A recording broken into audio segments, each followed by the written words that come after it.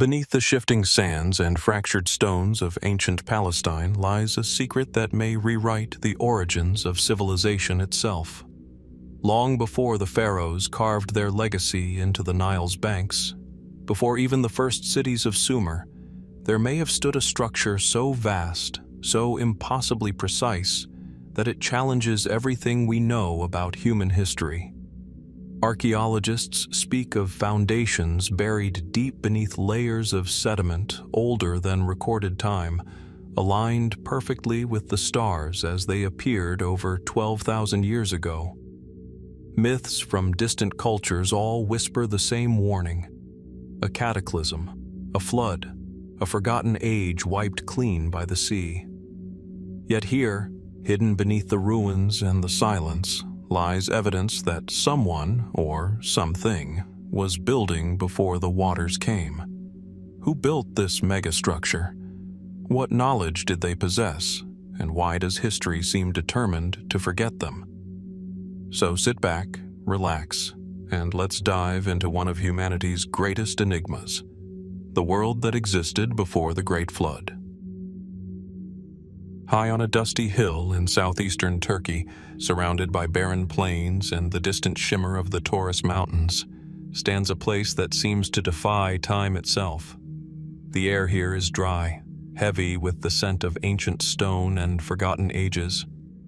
Beneath the surface lies Göbekli Tepe, an archaeological site so old, so unexpected, that it has forced historians to rewrite the story of civilization. The name means Potbelly Hill, but the simple translation hides a staggering truth. What was uncovered beneath this mound wasn't the remnants of a simple village or farmstead. It was a temple, perhaps the world's first, a series of circular enclosures made from massive limestone pillars, some weighing more than 16 tons. These stones, carved with precise reliefs of foxes, lions, scorpions, and serpents, rise like sentinels from a forgotten dream. Each pillar was shaped, transported, and raised by human hands more than 11,000 years ago, around 9,000 BC. That date alone changes everything.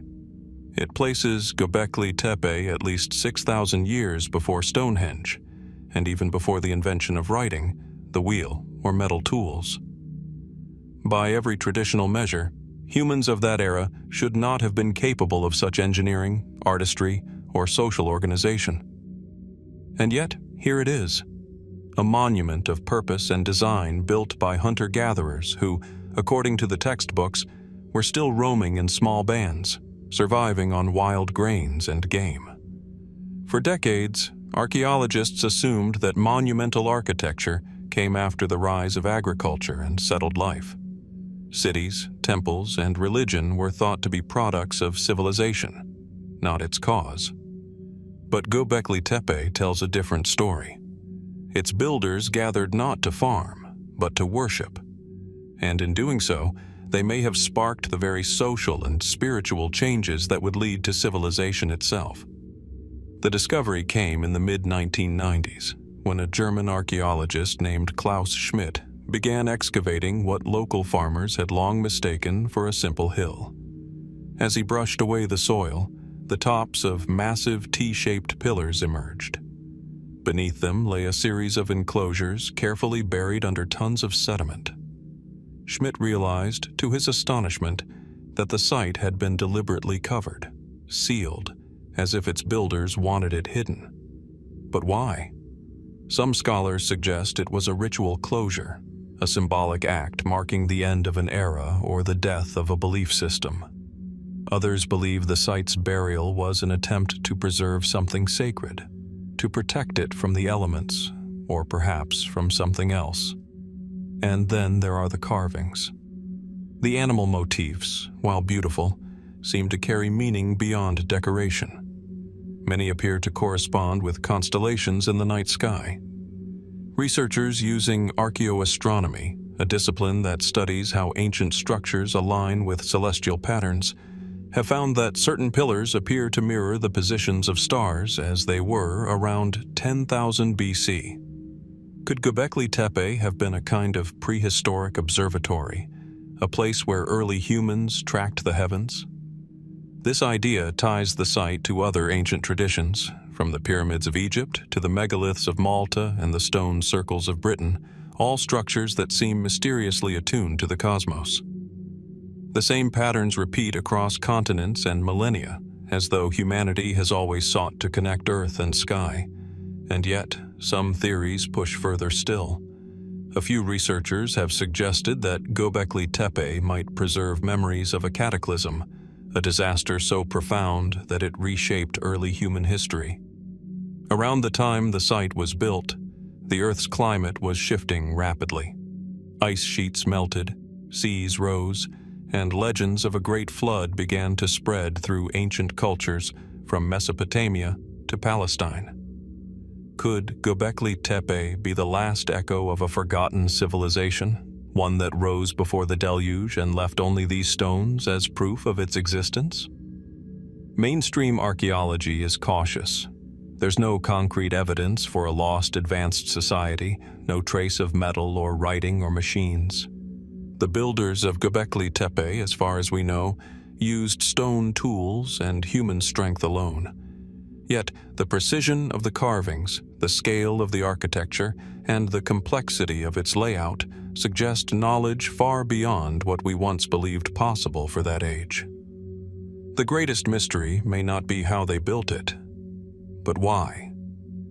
What compelled these early humans to gather in such numbers, to drag massive stones across the landscape, to carve and arrange them in such deliberate forms?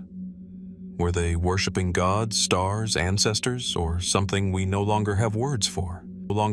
Today, Göbekli Tepe stands silent under the Turkish sun, its stones weathered but unbroken. The enclosures are carefully preserved, the surrounding hills still hiding untold secrets.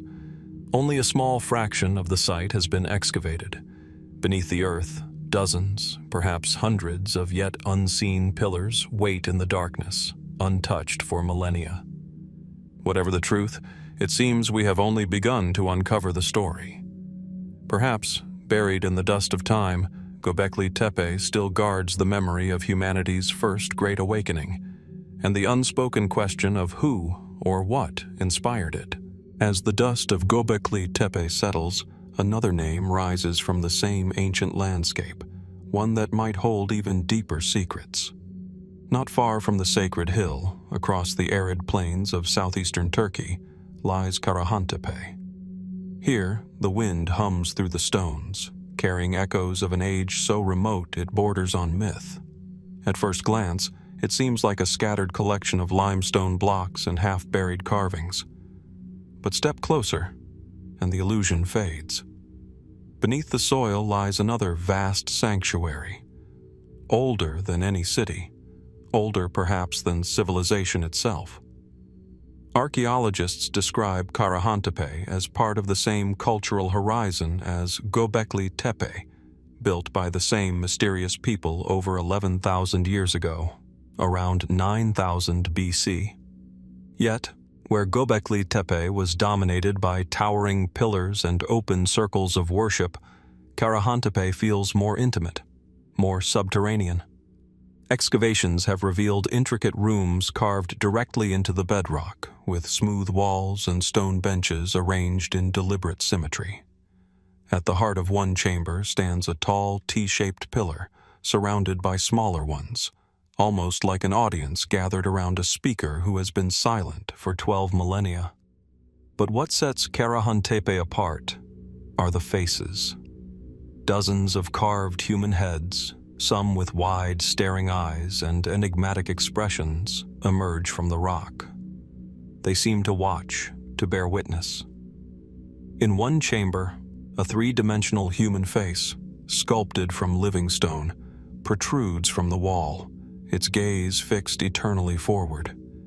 It is both haunting and mesmerizing, a presence rather than a decoration. The craftsmanship is astonishing for its time. No metal tools, no wheels, no writing. Yet the builders worked the stone with a precision that rivals far later civilizations. What was this place? A temple? A gathering hall? A ritual space meant to connect the living and the dead? Scholars debate endlessly. Some suggest it was part of a ceremonial network spanning across the ancient Shanlurfa region, sites built for spiritual gatherings, marking humanity's first steps toward organized religion. Others think these places served astronomical or calendrical purposes, aligning with constellations and solstices, mapping time through stone. And then there are those who whisper of something even older, an inheritance from a forgotten epoch. If Göbekli Tepe represented the beginning of civilization, could Karahantepe be its predecessor? Some researchers note the remarkable sophistication of the site and the deliberate act of its burial, similar to what was seen at Göbekli Tepe. It is as if the builders wanted to seal away their knowledge, perhaps to protect it, or to preserve it for someone in the distant future. The more we learn, the stranger it becomes. Beneath layers of sediment and time, archaeologists have uncovered signs of complex planning, drainage systems, smooth floors, and pillars arranged with mathematical precision. These features hint at an understanding of geometry and engineering that should not have existed in 9000 BC. If true, this challenges the very timeline of human development. Mainstream archaeology remains cautious. The prevailing theory holds that these were communal ritual centers, built by early hunter-gatherers who were experimenting with social cooperation on an unprecedented scale. But others suggest these sites were more than mere temples. They might have served as repositories of knowledge, archives of a civilization wiped away by the same catastrophic event remembered in myths across the world: the Great Flood. Indeed, the timeline aligns intriguingly. Geological evidence indicates that around 10,000 BC, the Earth underwent dramatic climatic shifts: the end of the Ice Age, the sudden rise of sea levels, and the flooding of vast territories once inhabited by humans. Could Karahantepe and its sister sites represent the last expressions of a world on the brink of annihilation? Were their builders the survivors or the descendants of an earlier, forgotten age? The human faces carved into stone seem to ask the same questions. Their wide eyes stare through the ages, unblinking, as if guarding a memory we no longer possess. The surrounding landscape offers no answers, only silence and the low sigh of the wind across the hills. Today, excavations continue. Each new layer reveals something unexpected: another chamber, another carving, another clue that deepens the enigma rather than solves it. Only a fraction of Karahantepe has been unearthed, and already it has transformed our understanding of early human history. Yet the true purpose of this ancient sanctuary remains hidden beneath the weight of time. Was it the birthplace of belief, or the tomb of a forgotten civilization? And if the stones of Karahantepe could speak, what stories of the world before the flood would they tell? Beneath the sunlit plains of central Turkey, in the volcanic heartland of Cappadocia, lies a world that was never meant to see daylight. At first glance, the land seems almost otherworldly. Its soft, tough stone carved into towers and ridges, its valleys rippling like frozen waves. But beneath these strange formations hides something far more extraordinary: an entire city, hollowed from the earth itself. This is Derinkuyu, an underground metropolis descending more than 200 feet below the surface. A labyrinth of tunnels, stairways, and hidden chambers that once housed, it is said, over 20,000 people. Here, deep in the dark, families could live for months at a time. They had kitchens, stables, churches, wine cellars, and even ventilation shafts reaching the surface like the arteries of a buried giant. What astonishes modern engineers is not just the city's vastness, but its sophistication. The builders carved through volcanic rock with such precision that the structure still stands stable thousands of years later. Its air shafts create perfect circulation, allowing breathable air even in the lowest levels. Massive stone doors, circular slabs weighing hundreds of pounds, could be rolled into place from the inside, sealing passages against intruders. Whoever designed this place knew not only how to build underground, but how to survive there. Archaeologists date Derinkuyu to around the 1st millennium BC, possibly used by early Anatolian peoples as a refuge during invasions.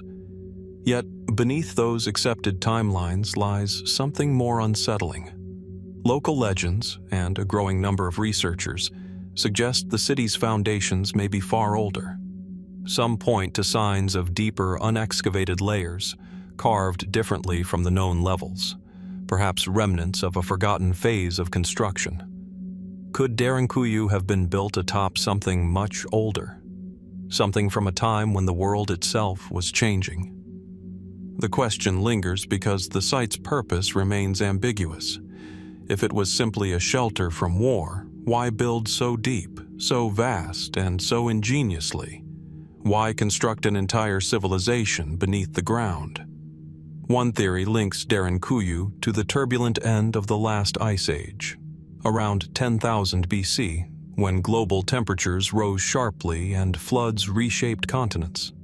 Geological evidence shows that parts of Anatolia experienced violent environmental upheaval. Massive meltwaters, volcanic eruptions, and storms may have driven early humans underground in search of safety. Could Derinkuyu and other subterranean cities of Cappadocia be remnants of that cataclysmic era? A refuge for survivors of the Great Flood remembered in ancient myth? This notion finds strange echoes across cultures. Sumerian tablets speak of gods guiding humanity through a deluge. In Egypt, priests told of a time when the earth tilted and the skies darkened. And in the sacred texts of Palestine, the story of a flood and a handful of survivors repeats again and again. Perhaps long before writing, these tales were memories, handed down from those who hid beneath the earth while the world above was remade. Skeptics, of course, point to more pragmatic explanations. Derinkuyu's tunnels might have been expanded over centuries, each generation adding to the network as new threats arose. The volcanic rock, soft and malleable, made it easy to carve, and underground living offered protection from invaders and the harsh Anatolian climate. In this view, Derinkuyu was less a miracle of lost technology and more a testament to human persistence, a city born from necessity, not mystery. Yet, some details remain difficult to explain.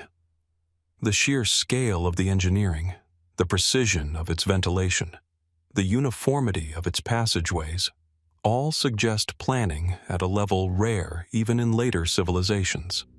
And perhaps most puzzling of all, no one knows who the original builders were. The Hittites, the Phrygians, the Persians, all used these tunnels, but none claimed to have created them.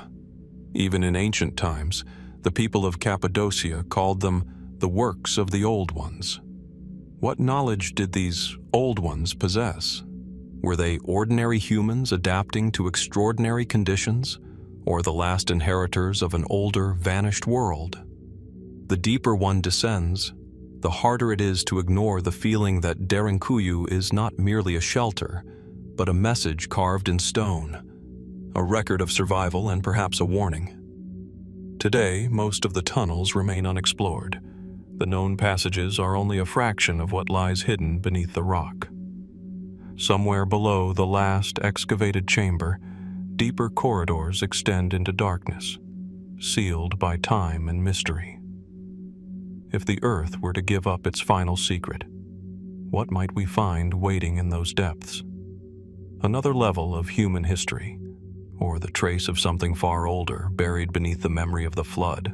Far to the south, where the winds sweep over the rolling hills of Mpumalanga, South Africa, a ring of ancient stones stands in quiet defiance of time. Perched on a high ridge overlooking the dramatic Blyde River Canyon, the site known as Adam's Calendar is both haunting and beautiful, its weathered stones aligned not by accident, but with deliberate precision. When the sun rises and sets over this forgotten monument, its shadows fall in perfect rhythm with the cardinal points, marking solstices and equinoxes as if it were a great celestial clock. From above, the formation resembles a broken circle, roughly 30 stones, some standing upright, others toppled or half-buried. To the untrained eye, they seem like the scattered remnants of a prehistoric enclosure. But when archaeologists and independent researchers began studying the site, they found something extraordinary. The central stones form a near-perfect alignment with the movement of the sun, suggesting that this was once an ancient observatory, perhaps one of the oldest on Earth. Conventional archaeology remains cautious. Most agree that the ruins belong to a vast network of stone circles spread across southern Africa, estimated to be several thousand years old. These are believed to have been built by early cattle herders or Iron Age communities who once thrived in the region. Yet, Adam's calendar seems different. Its structure, its astronomical accuracy, and its commanding position above the land hint at a purpose that goes beyond the ordinary. Some measurements suggest that the site could date back not just a few thousand years, but tens of thousands, possibly to 25,000 BC or even earlier. If true, that would make Adam's calendar one of the oldest human-made structures on the planet, predating Stonehenge, the pyramids, and the earliest cities of Mesopotamia. But could such a complex monument truly have been built so long ago, in an era when humanity was thought to be little more than nomadic hunter-gatherers? The stones themselves offer tantalizing clues. Many are dolerite, a hard volcanic rock not native to the immediate area. They had to be transported from several kilometers away, an astonishing feat for prehistoric builders without wheels or beasts of burden. The tallest stones stand like sentinels, marking key positions of the sun during the year, while others form radial lines that correspond to lunar cycles. From the air, the geometry becomes even more striking, a pattern of circles and alignments extending across the landscape, connected by invisible lines of purpose. Who built this, and why? Mainstream scholars argue that the structure's alignments could be coincidental, its apparent astronomical design a product of human pattern recognition, the mind's tendency to find meaning where none exists. But others see a deeper intelligence at work. Could Adam's calendar have been a timekeeping device, a sacred temple, or even a point of energy once linked to a greater network of ancient sites? Some fringe researchers have proposed that the area once housed a forgotten civilization, a society that possessed advanced astronomical knowledge long before the rise of Egypt or Sumer. They note that magnetic anomalies have been detected near the stones, and that the entire plateau seems to hum faintly with electromagnetic energy.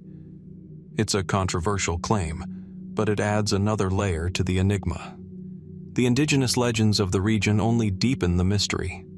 Local Zulu elders speak of the site as the birthplace of the sun, a place where, in their words, heaven touched the earth. According to oral traditions, the gods, or perhaps ancient ancestors, used the stones to measure time, to align with the heavens, and to connect with forces beyond human understanding. Some even describe it as the cradle of humankind, a place where the first people once walked with divine teachers before the world was changed by great floods and shifting skies. It is tempting to dismiss such stories as myth, but myth too has a memory. Perhaps the stones of Adam's calendar preserve not just an ancient calendar, but a record of a time when the boundaries between science, spirituality, and survival were one and the same. Standing there today, surrounded by whispering grass and the slow drift of clouds, it is impossible not to feel that the place is watching. The stones seem alive with presence, their shadows marking a rhythm older than civilization itself. What drove its builders to carve meaning into the landscape? What knowledge did they seek to preserve? And what did they fear would be lost? As the sun sets over the high veld, casting long shadows between the pillars, one is left with a lingering sense that Adam's calendar still keeps its time. Not for us, perhaps, but for something far older, waiting patiently beneath the turning sky. From the windswept highlands of South Africa, the trail of ancient enigmas leads north, across deserts, over mountains, to the fertile Bekaa Valley of modern-day Lebanon.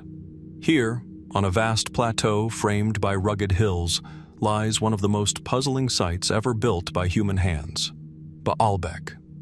The ruins today are dominated by Roman temples, grand, towering structures dedicated to Jupiter, Bacchus, and Venus. Their columns rise nearly 70 feet into the sky, among the tallest of the ancient world. Yet beneath them, hidden in plain sight, lies something far older and far stranger. A colossal stone terrace made of blocks so massive that even modern cranes would struggle to move them. This is the Baalbek Terrace, a platform built from megaliths weighing hundreds, sometimes over 1,000 tons each. 3 of these stones, known collectively as the Trilithon, sit side by side in the foundation wall, each measuring roughly 69 feet long, 14 feet high, and 12 feet thick. Nearby, at the original quarry, lies another block, the Stone of the South, unfinished but even larger, estimated to weigh more than 1,200 tons. It is the single largest worked stone ever discovered on Earth. The precision with which these stones were cut and placed has long baffled researchers. The fit between them is seamless, without mortar, their surfaces so smooth that they seem almost fused together. Yet no ancient text, no inscription, no record explains who built this platform or how it was constructed. Mainstream archaeology attributes the terrace to the Romans, who built the grand temple complex around the 1st century BC. But even Roman engineers, masters of stone and arch alike, never claimed responsibility for the platform's foundation.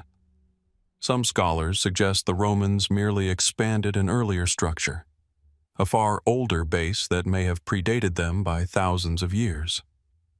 The mystery deepens when one considers the engineering challenges.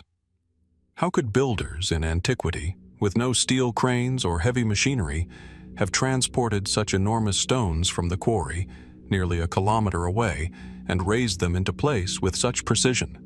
The Romans used pulleys, capstans, and ramps, but even their greatest feats, such as the Pantheon or the Colosseum, employed stones a fraction of this size. Some propose that the builders used earthen ramps and teams of oxen or slaves, dragging the stones slowly into position.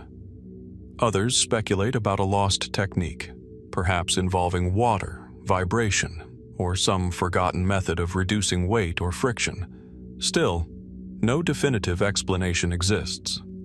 The stones of Baalbek remain unmoved and unbroken, as if mocking our modern understanding of physics and labor. And then there are the legends. The name Baalbek itself, City of Baal, links it to the Canaanite storm god, a deity of immense power and fertility. Ancient texts speak of the site as a place where the gods descended to earth. In some Mesopotamian traditions, it was called the landing place of the gods, a location associated with great thunder and light. Later, in early Arabic lore, Baalbek was said to have been built by a race of giants, the descendants of the Nephilim, before the Great Flood swept the earth clean. Of course, such tales belong to the realm of myth. Yet, curiously, they echo stories told elsewhere, from the Andes to the Near East, of enormous stones, impossible engineering, and gods who walked among mortals. Could these myths be distorted memories of an ancient civilization, one with knowledge and abilities lost to time? Modern surveys using ground-penetrating radar suggest that parts of Baalbek's substructure may extend deeper than previously thought.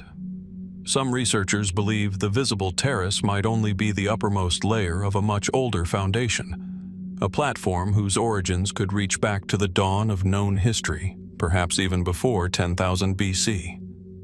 If true, then the Roman temples would stand not as the beginning of Baalbek's story, but as its epilogue, a late addition built upon the ruins of something incomprehensibly old. Today, the stones still rest in silence beneath the sun. Pilgrims, tourists, and archaeologists wander among them, dwarfed by their scale. The air hums faintly with the sound of wind moving through the gaps in the stone, as if the earth itself is breathing. Was Baalbek once a Roman temple built upon an earlier site? Or was it something far more ancient, a relic of a forgotten world that existed before the floodwaters came? The terrace offers no answers. Only its stones remain, immovable, eternal, and still keeping their secret beneath the weight of history. As the trail of ancient megaliths winds from the mountains of Lebanon into the deserts of Egypt, the sands begin to whisper of an even older mystery, one that hides in the shadow of one of Egypt's most sacred cities. At the edge of Abydos, beyond the famous temple of Seti I, lies a monument unlike any other in the Nile Valley, the Osireion. Half buried in the earth and perpetually half filled with water, it looks less like a temple than a sunken fortress, a cavern of massive granite pillars rising from a dark subterranean pool. The air inside is cool and still. Every surface gleams faintly with the weight of deep time. Visitors describe an overwhelming sense of scale and silence, as though the structure was not built merely to honor the gods, but to endure the turning of the world itself. Archaeologists discovered the Osireion in the early 20th century, while excavating the rear of Seti I's temple. What they found startled them. Beneath the elegant reliefs and delicate artistry of the New Kingdom lay a chamber of an entirely different character, constructed not from limestone, like the surrounding complex, but from immense red granite blocks, some weighing up to 100 tons. The style was stark, megalithic, and eerily reminiscent of the architecture of far older monuments, such as those found at Giza or even Baalbek. Officially, the Osireion is dated to around 1300 BC, during the reign of Seti I. It was built, scholars believe, as a symbolic tomb dedicated to Osiris, the god of death, resurrection, and the eternal cycle of life. Yet, many aspects of its construction seem to defy that timeline. Its architectural style bears almost no resemblance to other works from the same period. The granite blocks appear weathered far beyond their supposed age, and the floor of the structure sits at a level significantly deeper than Seti's temple above, suggesting that the site may have been excavated into a far older foundation. Could Seti have built his temple upon the ruins of something much more ancient? Some Egyptologists suggest that the Osireion was intentionally designed to look archaic, an homage to Egypt's distant past. But others argue that the sheer difference in technique and material hints at a structure inherited, not imitated. If true, the Osireion may not have been built for Osiris. It may have been the very reason the god's cult arose here in the first place. The association is difficult to ignore.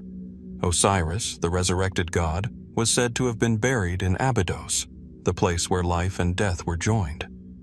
The Osireion, with its constant flow of subterranean water and its enduring stone pillars, feels almost like a physical embodiment of that myth, a gateway to the underworld, carved from the bones of the earth. The pool at its center is fed by natural groundwater, creating an eternal reflection of the pillars above. Some researchers believe this was symbolic, a mirror of the heavens, connecting the celestial and the terrestrial. Others wonder if the chamber once served as part of an ancient hydraulic system, or even as an initiation chamber used in forgotten mystery rites. And then there are the more speculative voices. They point to the megalithic precision, the erosion patterns, and the deep placement of the structure, suggesting that the Osireion could be far older than dynastic Egypt, perhaps dating back to a lost civilization that existed before the Great Flood, remembered later as the time of Tepe, the first time of the gods. In this view, Seti I did not build the Osireion at all. He simply rediscovered it, incorporated it into his temple, and dedicated it to Osiris, whose story might itself be a memory of that forgotten age. Mainstream science remains cautious. There is no definitive evidence of such a prehistoric civilization. The radiocarbon dating of organic material around the site supports a New Kingdom origin. Yet the unease remains, the sense that the Osireion does not fit neatly within the known timeline of Egyptian history. Its design speaks of immense knowledge in geometry, engineering, and cosmic symbolism, all executed in a style that feels both foreign and familiar, as if belonging to an earlier chapter of human memory. Standing before those granite pillars, the mind struggles to comprehend the intent of its builders. Was it a tomb, a temple, or something else entirely? A message carved in stone by hands that understood the earth and the stars in ways we have long forgotten?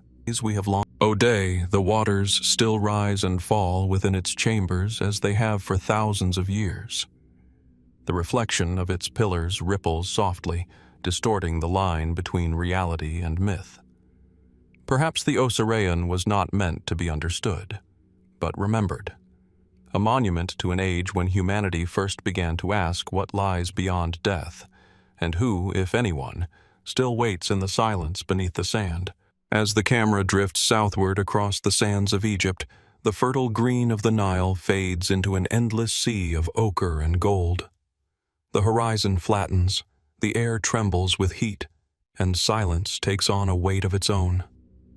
Here, in the deep Sahara, hundreds of miles from any modern settlement, lies one of the most enigmatic sites in North Africa.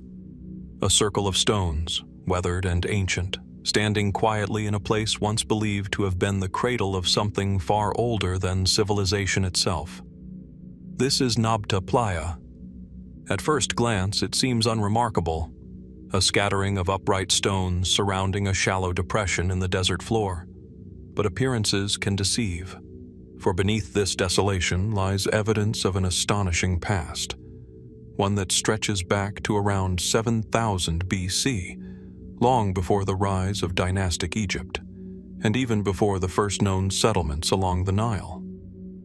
During that distant epoch, this was not a desert at all, but a vast, fertile basin.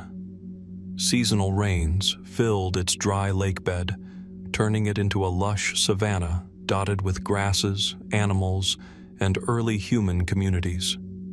It was here that a culture of prehistoric herders built something extraordinary, a stone circle that may be among the oldest astronomical monuments on Earth.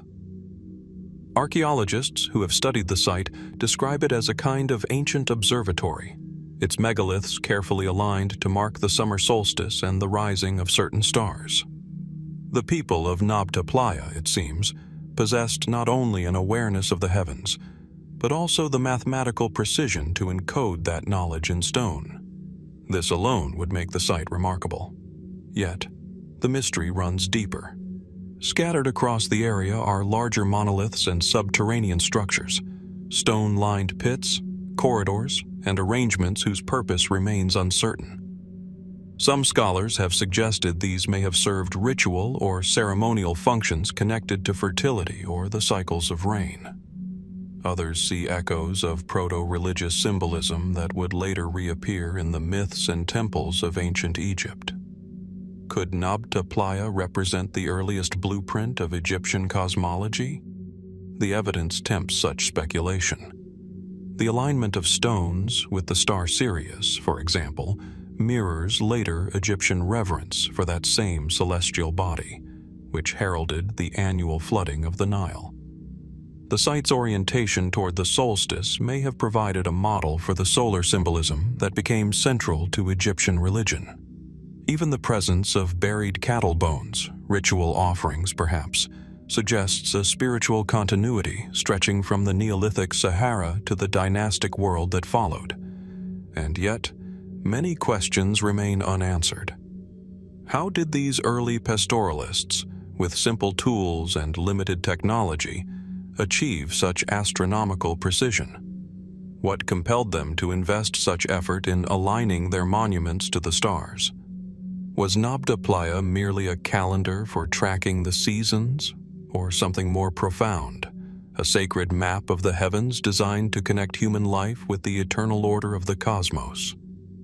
The desert offers no easy answers. What was once a thriving landscape gradually turned to sand as the climate changed around 5000 BC. The people of Nabta Playa moved northward, perhaps toward the Nile Valley, carrying with them their beliefs, their sky-watching traditions, and their understanding of the cycles that governed both earth and heaven. In time, those ideas may have seeded the great spiritual and architectural achievements of pharaonic Egypt, the pyramids, the temples, the alignment of monuments to the stars. But there are some who argue that the story may reach back even further. To them, Nabta Playa is not simply the birthplace of Egyptian astronomy. It is a remnant of a far older, forgotten civilization. The precision of its alignments, they note, rivals that of megalithic sites in Europe and even predates them by thousands of years. Could these distant cultures have shared a common source of knowledge, an ancient scientific heritage lost to time, perhaps even to the cataclysms remembered in myth as the Great Flood? Such theories dwell at the edge of academic debate, but they endure because the evidence remains tantalizingly ambiguous. Beneath the sand, fragments of stone and bone continue to emerge, mute witnesses to a world that once flourished where now only wind and dust remain.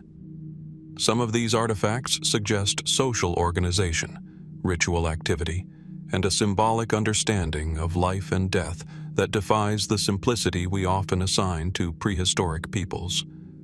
Standing before the Nabta stones, one feels the deep hum of time. The circle is small, yet it commands the vastness around it. Each megalith seems to lean slightly toward the sky, as if remembering a pattern of stars long vanished from human memory. When the sun sets and the desert cools, the silence feels ancient, an echo of voices that once charted the heavens and marked the turning of the year to the turning. Perhaps Nabta Playa was humanity's first attempt to measure eternity.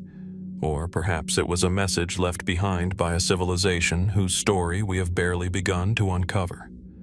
The stones endure, patient and unyielding, while the questions they raise drift like sand across the ages, waiting for the day when we might finally understand what their builders once knew. Beneath the blazing sun of the Giza Plateau, the ancient stones of the pyramids cast long shadows that stretch across the desert sands. The surface world here is well known, monuments that have inspired awe and debate for centuries. But below this monumental landscape lies another realm, far less understood and far more elusive, a labyrinth of tunnels, shafts, and chambers, some carved deep into the limestone bedrock, forms what many believe to be one of Egypt's oldest and most mysterious subterranean complexes. This underworld of stone is seldom seen, even by archaeologists. Hidden beneath layers of sand and secrecy, it has been whispered about for more than 200 years.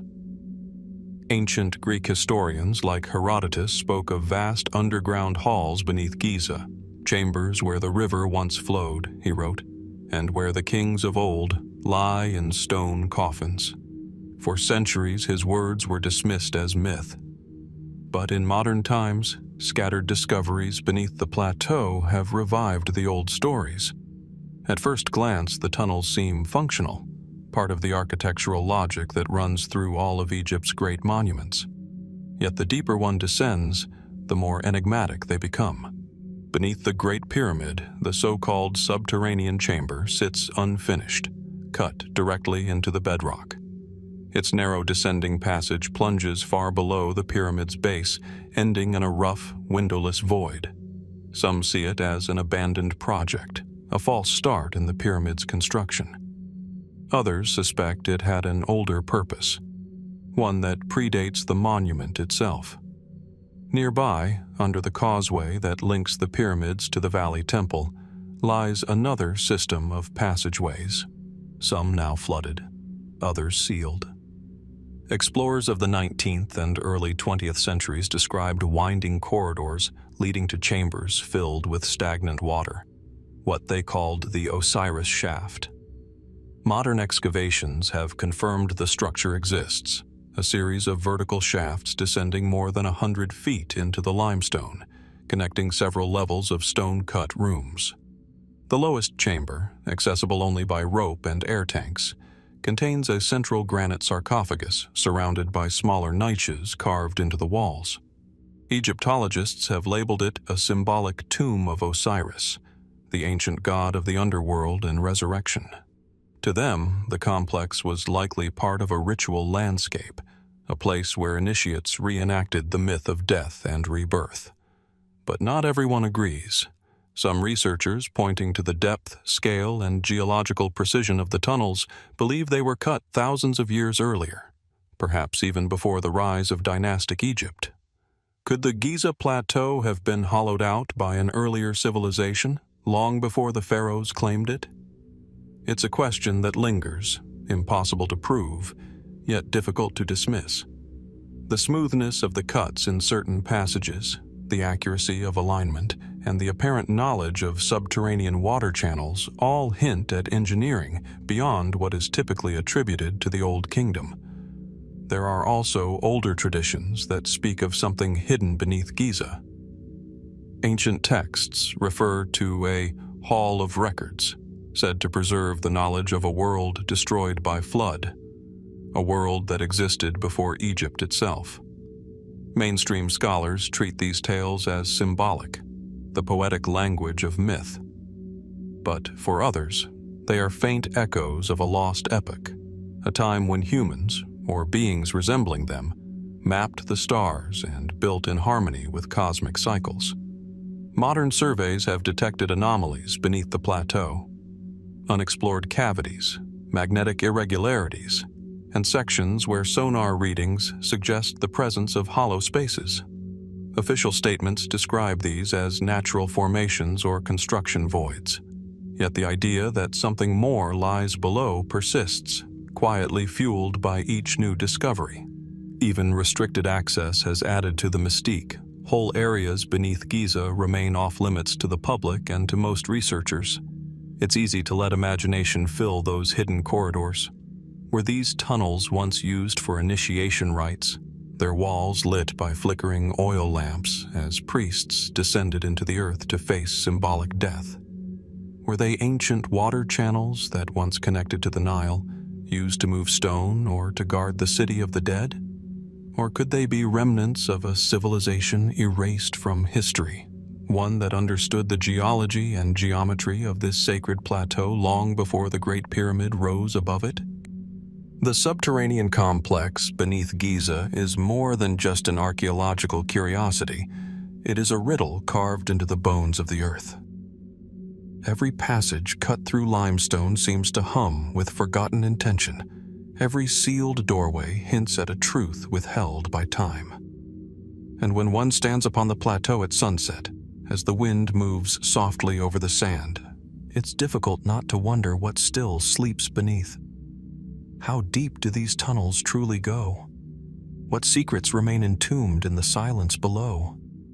Perhaps somewhere in that darkness, a fragment of humanity's lost past still waits, buried under the weight of millennia, waiting for us to remember what was once known before the flood. As we move westward from the sands of Egypt to the heart of the Mediterranean, the story descends once again, this time quite literally, into the depths of an island carved by wind, water, and time. Beneath the quiet streets of Paula, Malta, lies a labyrinth that feels less like a structure built by human hands and more like a wound opened in the earth itself. It is known as the Hypogeum of Ħal-Saflieni, a subterranean temple and necropolis that predates Stonehenge, the Great Pyramid, and even the first dynasties of Egypt. Discovered by accident in 1902, when workers stumbled upon its upper chambers during construction, the Hypogeum revealed a hidden world frozen in prehistory. 3 levels descend into darkness, each connected by narrow passages and carved stairways. their walls etched with geometric patterns and red ochre spirals. The air inside feels ancient, still carrying the faint metallic scent of limestone dust. The silence is nearly perfect, so complete that even a whisper seems to linger, echoing back from unseen corners.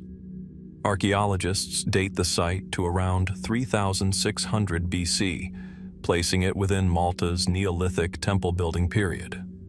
Yet the precision and planning of the Hypogeum remain astonishing. Unlike the island's surface temples, which open to the sun and sky, this one turns inward, spiraling down through rock as if following a sacred descent. Its builders did not merely dig, they sculpted. Entire chambers are rounded and polished smooth, as though shaped by water or by tools unknown. The most striking of these spaces is the so-called oracle room. Within it, a small niche cut into the wall produces an acoustic phenomenon unlike anything else from its time. When a low male voice speaks into the niche, the entire chamber vibrates, amplifying the sound and resonating through the stone. Modern researchers have found that this resonance occurs at roughly 110 Hz, a frequency that affects the human brain's temporal lobe, inducing a trance-like or meditative state. Was this simply a coincidence of design? Or did the Neolithic builders understand something about sound and consciousness that we are only beginning to rediscover? Nearby, in another chamber known as the Holy of Holies, perfectly aligned niches mark the equinox sunrise, allowing light to penetrate the depths for only a few moments each year. Such precision suggests an understanding of astronomy far beyond what we would expect from a farming community of the 4th millennium BC. It also raises an unsettling question. How did they measure, align, and carve all this without metal tools, written plans, or light beyond torches or oil lamps? Over 7,000 skeletons were once found within the Hypogeum, men, women, and children, laid to rest in curved recesses carved directly into the stone. Many skulls were unusually elongated, their cranial shapes sparking decades of speculation. Were they genetic anomalies, ritual deformations, or evidence of a group with physical traits distinct from other Neolithic populations? The skulls have since disappeared from public display, deepening the mystery surrounding their origins. Some scholars propose that the Hypogeum was a burial site that evolved into a ceremonial complex, a place where life and death met in ritual and sound. Others, leaning into more unconventional theories, believe it may have been a repository of lost knowledge, even a memory of an advanced civilization destroyed long before recorded history. Whispers of this idea echo across the Mediterranean, tales of a flood that erased the world, of a people who once mastered the stars, then vanished beneath the waves. Malta itself sits atop a ridge that would have been one of the last islands above water during the catastrophic sea level rise at the end of the last ice age. Could the Hypogeum be a survivor from that forgotten time, a structure that predates even the flood myths themselves? In recent years, researchers using ground-penetrating radar have detected what might be further chambers below the known levels, sealed off, unexplored, and possibly unreachable without destabilizing the complex. Are they simply extensions of the necropolis? Or could they hold something that might change how we see the human past? For now, the answers lie buried in the stone, sealed behind the same silence that has endured for nearly 6,000 years. Standing at the threshold of the Hypogeum, one senses not just history, but memory itself. A memory older than writing, older than civilization. The walls hum faintly when you breathe, as if alive, and every echo seems to ask the same question. Who were the people that built this place, and what did they know that we have forgotten? Perhaps, like the tunnels beneath Giza, the Hypogeum of Ħal-Saflieni is not just a tomb, but a message. A whisper from an age before the Great Flood. a reminder carved into the bones of the earth, waiting for us to listen once more. As the journey moves eastward across the ancient world, the landscape shifts from desert and stone to lush, volcanic earth. Here, in the highlands of West Java, Indonesia, a mountain rises quietly above the mist, a green, terraced hill known to locals as Gunung Padang, the Mountain of Enlightenment. At first glance, it appears unremarkable, one of countless ridges draped in jungle. But beneath the soil and tangled roots, evidence suggests something extraordinary, a massive, man-made pyramid that may rewrite the story of civilization itself. The surface of Gunung Padang is strewn with thousands of basalt columns, tall, hexagonal stones arranged in deliberate patterns across 5 terraces. Each level is connected by ancient stairways carved from the same dark stone, weathered by centuries of tropical rain. To stand there at sunrise is to feel both awe and unease. The terraces align with the horizon in ways that suggest intention, not accident. Yet no inscription, no carving, no record tells us who built it or why. Local legend speaks of a lost kingdom, an era when gods and humans shared the earth before the world was swallowed by flood and fire. For generations, villagers believed the mountain itself was sacred, a place to be respected, not explored. That changed in the 20th century, when archaeologists began to examine the site more closely. Early studies suggested that the terraces were remnants of a megalithic sanctuary, built perhaps 2,000 or 3,000 years ago. But as technology advanced, deeper mysteries emerged. In 2011, a team of Indonesian geologists, led by Dr. Danny Hilman Natawijaja, conducted ground-penetrating radar and core-drilling surveys beneath the visible terraces. What they found defied expectations. Beneath the surface layers lay not natural bedrock, but more layers, buried chambers, walls, and geometric structures descending more than 100 feet into the earth. Radiocarbon dating of organic material within these deeper strata produced astonishing results. Some samples appeared to date back to 9,000 BC, others even earlier, possibly as far as 20,000 BC. If these dates are accurate, Gunung Padang would be the oldest known pyramid on Earth, constructed thousands of years before the pyramids of Giza, before Göbekli Tepe, before agriculture was even thought to have emerged in the region. The claim sparked fierce debate. Mainstream archaeologists questioned the dating methods and interpretations, arguing that the lower layers might be natural geological formations. Others countered that the site's symmetrical terraces, aligned stones, and chamber-like voids could not be the product of random volcanic activity. The controversy continues, a clash between what science can currently prove and what the evidence seems to suggest. Adding to the intrigue is the structure's astronomical orientation. Several researchers have noted that the upper terraces align with the cardinal directions and with the rising of certain stars, particularly Sirius, the same celestial body that guided ancient builders in Egypt and Mesopotamia. Coincidence, or evidence of a global tradition linking the heavens to the earth? Equally puzzling is the scale of the effort that would have been required. If the deeper layers are indeed man-made, then someone in the distant past possessed the organization, tools, and mathematical understanding to carve and shape basalt, one of the hardest stones on the planet, into perfectly fitted blocks. Who could have achieved this at a time when humans are said to have still been hunters and gatherers? Some researchers propose that Gunung Padang was a sacred site continuously rebuilt over millennia, each generation adding to an ancient foundation. Others take a more radical view, that it may be the last remnant of a civilization lost to the cataclysms of the late Ice Age, when rising seas and shifting climates erased much of the world's early architecture.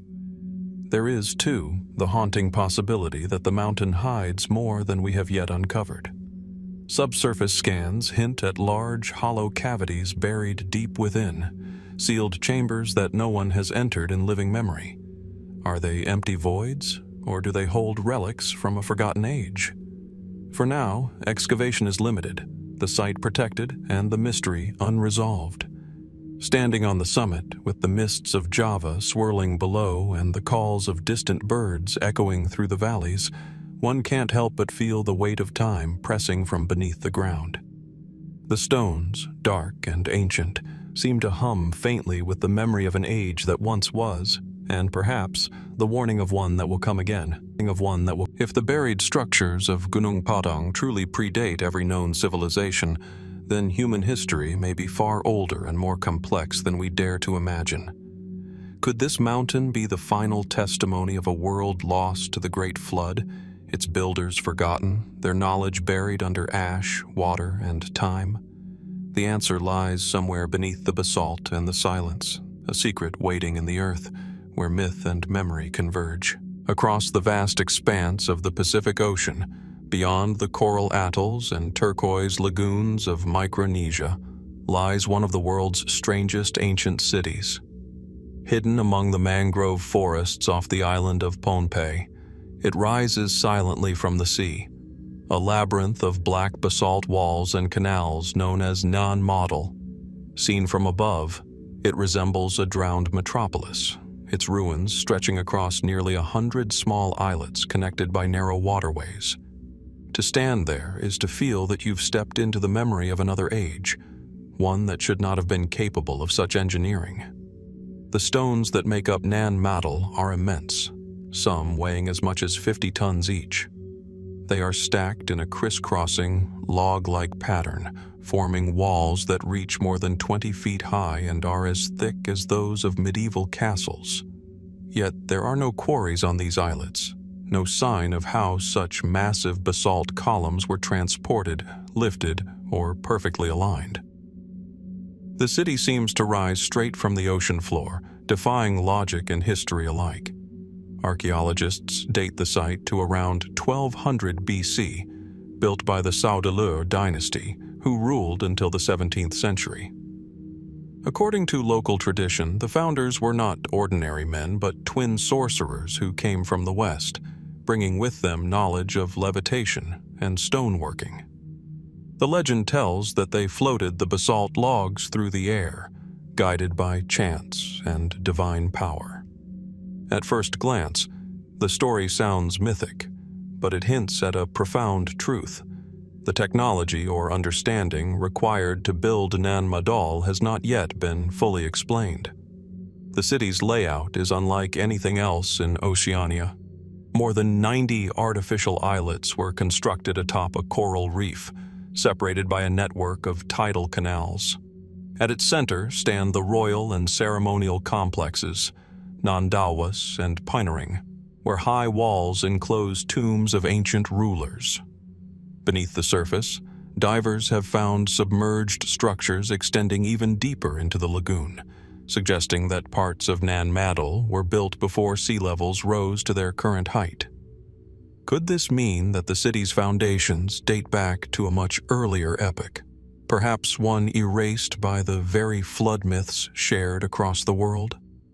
The basalt itself poses one of the greatest mysteries. These columns are not unique to Nan Madol. They form naturally through volcanic activity, but their movement and placement would have required a staggering feat of engineering. Even using modern equipment, replicating such a project would be a monumental task. The islets together contain an estimated 250 million tons of stone, all of it transported without the wheel, metal tools, or draft animals. Who, then, were these ancient builders? Some scholars argue that Nan Madol represents the pinnacle of Pacific Island civilization, evidence of complex social hierarchy and organization long before European contact. Others suggest that the city's origins may stretch further back, linked to the end of the Ice Age or even to a lost civilization that once spanned the Pacific. Here, speculation turns toward the legendary continent of Mu, a supposed ancient land that, like Atlantis, was said to have sunk beneath the ocean thousands of years ago. Though the existence of Mu is rejected by mainstream science, the resemblance between Nan Madol and the myths of a drowned city in the Pacific continues to stir curiosity. Could these ruins be the last surviving trace of that forgotten world? Beneath the surface of the sea, sonar scans have revealed additional stone formations, rectangular outlines that appear to mirror the structures above. Some believe these to be natural reef formations. Others see them as remnants of an even older city, one that sank as rising waters engulfed the region at the end of the last glacial period. Local elders still treat Nan Madol as a place of power and caution. They say the spirits of the old rulers linger there, and that entering its inner chambers without respect can bring sickness or misfortune. Even early European explorers reported strange sensations near the site: disorientation, sudden fatigue, and the eerie impression of being watched. Whether these tales stem from fear, superstition, or something deeper is impossible to say. Today, Nan Madol stands half forgotten, the sea slowly reclaiming its edges. Mangroves crawl over its walls, and schools of fish glide through its canals where priests and kings once walked. Yet, even in ruin, it remains majestic, a city that refuses to fade, holding its secrets beneath layers of salt and time. What knowledge built this oceanic fortress? Were its creators engineers, priests, or something altogether different? Descendants of an age the world no longer remembers? As the tide rises and the basalt glows dark under the fading sun, the city seems to whisper from the deep, calling us to look back further than we ever have before. Perhaps beneath the waters of Pompeii, the Pacific still guards a chapter of human history that began long before the Great Flood and whose echoes still move quietly beneath the waves. High on the wind-swept plains of the Bolivian Andes, where the air is thin and the horizon stretches endlessly toward the snow-dusted peaks, lies one of the most enigmatic archaeological sites on Earth. Here, at an elevation of nearly 13,000 feet, the ruins of Tiahuanaco and its nearby complex, Puma Punku, rest in silent defiance of time. Stones of impossible size and precision lie scattered across the altiplano, as though the earth itself once shuddered and forgot how to reassemble them. These are not crude relics of a primitive culture, but the remains of an architecture so advanced that even today it challenges our understanding of what ancient hands could achieve. At first glance, Tiahuanaco seems like the remnants of a great ceremonial city. Gigantic stone platforms, towering gateways, and intricate carvings speak of a civilization that once commanded great skill and deep cosmic knowledge. Archaeologists recognize it as the heart of an empire that flourished around 500 AD, long before the rise of the Inca. Yet, the deeper one looks, the more the timeline begins to blur. Beneath layers of soil and sediment, radiocarbon studies and geological evidence have hinted that parts of the site could date back far earlier, perhaps thousands of years before conventional history begins. The most iconic structure of Tiahuanaco, the Gate of the Sun, stands as a single monolith carved from a block of andesite weighing nearly 10 tons. Its surface bears a complex array of figures, human, animal, and celestial, all arranged around a central deity often identified as Viracocha, the great creator god of Andean mythology. Some researchers believe the carvings may encode an ancient solar calendar, perhaps one more accurate than any used until modern times.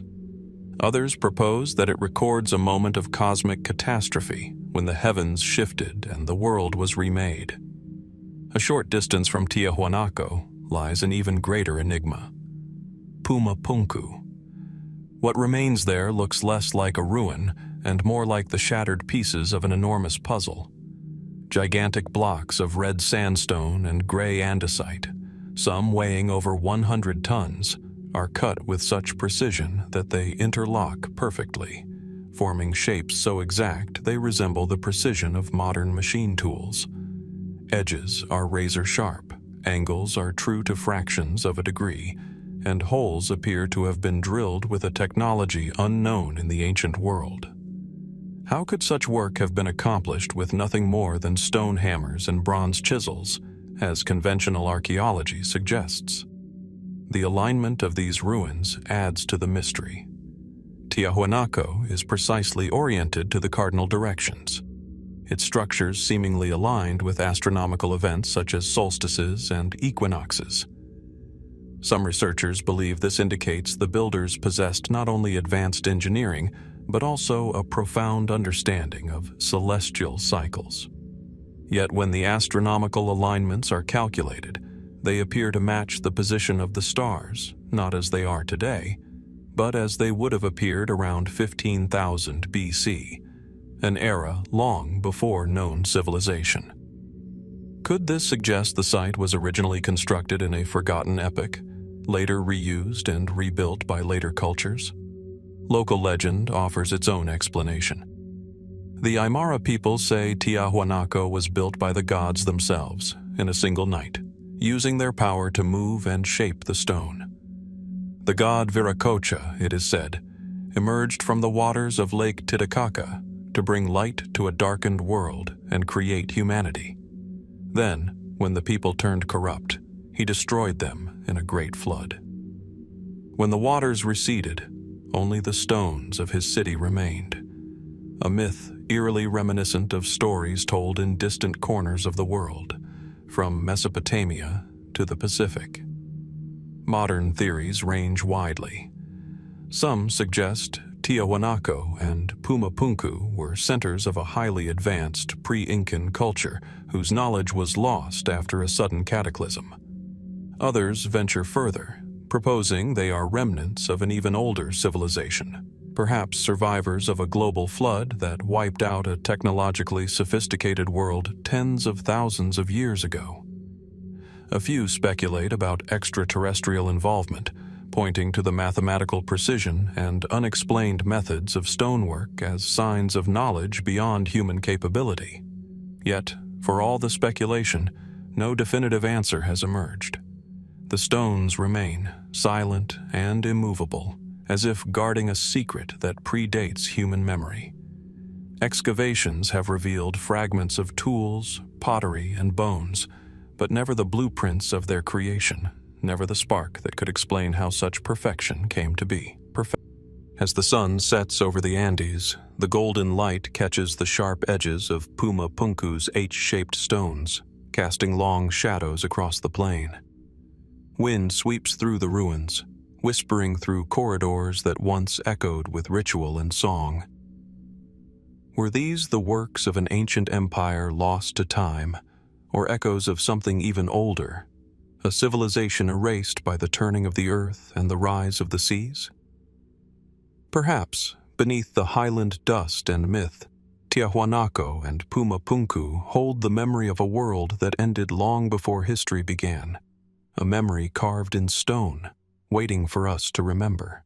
Beneath the turquoise waters off the southern coast of Japan lies a monument that defies simple explanation. Off the shores of Yonaguni, the westernmost island of the Ryukyu archipelago, a vast stone structure sits silently beneath the waves. Terraces, stairways, platforms, and towering walls carved with eerie geometric precision. Discovered by a local diver in 1986, the Yonaguni monument has since become one of the greatest underwater enigmas of the modern age, a puzzle suspended between nature and civilization, between what we know and what we dare to imagine. The structure rises nearly 90 feet from the ocean floor, its flat surfaces and sharp angles evoking the unmistakable feel of human craftsmanship. Massive steps lead upward like the tiers of a pyramid, their edges worn but still hauntingly regular. Columns seem to frame passageways, while great slabs appear to have once formed courtyards or plazas. At its heart lies what many call the main terrace, a sprawling platform flanked by angular walls that descend in symmetrical tiers, reminiscent of an ancient amphitheater, or perhaps a forgotten temple to some unknown sea god. Marine archaeologists and geologists have long debated what exactly this monument is. Some argue that Yonaguni is nothing more than a natural formation, shaped by millennia of tectonic uplift and oceanic erosion. Japan rests along the volatile Ring of Fire, where earthquakes and shifting plates have fractured bedrock into geometric layers. The sandstone of Yonaguni, they explain, naturally breaks into right angles and terraces as waves and currents erode its surface. According to this view, the monument's uncanny symmetry is an accident of geology, an illusion that tempts the human mind to see order where there is none. But others are not convinced. The monument's clean lines, right-angled intersections, and what seem to be deliberate carvings challenge the limits of coincidence. The famed marine geologist Masaki Kimura, who has spent decades studying the site, insists the evidence points toward human intervention. He identifies what appear to be cut staircases, tool marks, and even inscriptions etched into stone. Kimura's surveys suggest that the monument once stood above sea level, perhaps as early as 10,000 BC, before the last great rise in ocean levels that followed the melting of the Ice Age glaciers. If true, that would place its construction thousands of years before the first known civilizations of Mesopotamia or Egypt. Could Yonaguni represent a lost chapter of human history? An echo of an advanced maritime culture swallowed by the sea? Some have speculated that it could be the remains of Mu, a legendary Pacific civilization said to have vanished beneath the waves long before recorded time. Others see it as evidence of a forgotten coastal society, one that built monumental architecture when much of the world was still in the Stone Age. The idea is both alluring and unsettling, that the blueprint of civilization may have been drawn not once, but many times, each erased by flood, quake, and time. Adding to the mystery are nearby formations, pillars, stone paths, and what some interpret as a megalithic face resembling a sphinx, all lying within the same region of the sea floor. Sonar scans reveal rectangular arrangements that suggest roads or walls extending beyond the main structure, as though the monument were part of a larger city now buried in sand and coral. And then there are the stories told by the Okinawan elders, tales of an ancient land called Ryugu-jo, the palace of the sea dragon, said to have sunk long ago beneath the waves. Yet science, as ever, demands restraint. No artifacts, no tools, pottery, or bones have yet been recovered from the site. Without such evidence, archaeology cannot confirm that humans carved or inhabited Yonaguni. The debate remains suspended in uncertainty, a geological oddity for some, a lost city for others. Still, the monument refuses to fade into mere rock and tide. Divers who descend into its depths often describe an overwhelming sense of presence, as though walking through corridors built for something greater than human scale. As sunlight filters through the water, casting shifting shadows across the terraces, one cannot help but wonder, was this place truly the work of nature's hand? Or did it once stand as a temple or citadel before the ocean claimed it? If it was human-made, who were these people who built in stone before Egypt's first pyramid, before even the dawn of history? And if it was not, if the ocean itself sculpted this monument with such eerie perfection, what does that say about the hidden artistry of the earth itself? The Yonaguni monument remains an enigma resting in silence beneath the sea, a riddle carved in stone, untouched by time, waiting for a moment when the tides of knowledge finally recede enough to reveal its truth. Just beyond the turquoise shallows of the Bahamian island of Bimini, where sunlight filters through crystalline water and ripples dance across white sand, lies something that has puzzled explorers for decades. Beneath the gentle sway of the Atlantic, about 20 feet below the surface, An unusual line of massive rectangular stones stretches for nearly half a mile. Known today as the Bimini Road, this formation appears as if it were once a pathway, a submerged causeway leading into the depths of time. From above, the stones form an unmistakable pattern, large, flat blocks neatly aligned and interlocked, some as wide as 13 feet, resting on smaller stones that almost resemble foundations. It is a sight that evokes both beauty and unease. There is a geometric order to it, a deliberate rhythm, as though someone, or something, once designed it to last long after memory had faded. The discovery came in 1968, when divers exploring the waters off North Bimini stumbled upon this curious underwater feature. Since then, scientists, archaeologists, and adventurers alike have been drawn here, trying to answer the same simple yet impossible question. Is the Bimini Road a natural formation, or a man-made relic from a lost world? Mainstream geologists lean toward the first explanation. They argue that the Bimini Road is a natural beach rock formation, a product of ancient coastal limestone fractured by the shifting of the earth and later submerged as sea levels rose after the last ice age, roughly 10,000 years ago. The limestone of the region tends to crack along right angles, they explain, forming what appear to be deliberately laid blocks. Over millennia, the ocean sculpted these stones into their current shape, creating an illusion of human design. But others look at the same stones and see more than coincidence. The blocks are too uniform, too evenly spaced, too deliberate. Some rest atop smaller support stones, reminiscent of construction methods used in ancient dockworks or harbors. Certain researchers, such as the late Dr. Valentine and his team, claimed that the formation includes branching paths and right-angled turns, signs of planning, not chaos. Could this have once been a breakwater, a harbor wall, or even a road that led to a city now lost beneath the sea? And then there is the shadow of an older myth that refuses to disappear. In the early 20th century, American mystic Edgar Cayce predicted that remnants of Atlantis, the legendary advanced civilization said to have vanished beneath the waves, would be found near Bimini in the late 1960s. When divers uncovered the stone formation not long after, believers hailed it as the first physical proof of Cayce's prophecy. To them, this was no accident of nature, but the last surviving trace of a prehistoric world that existed before the Great Flood, before the resetting of human civilization. Of course, Atlantis itself remains a story without coordinates, drifting between history and legend.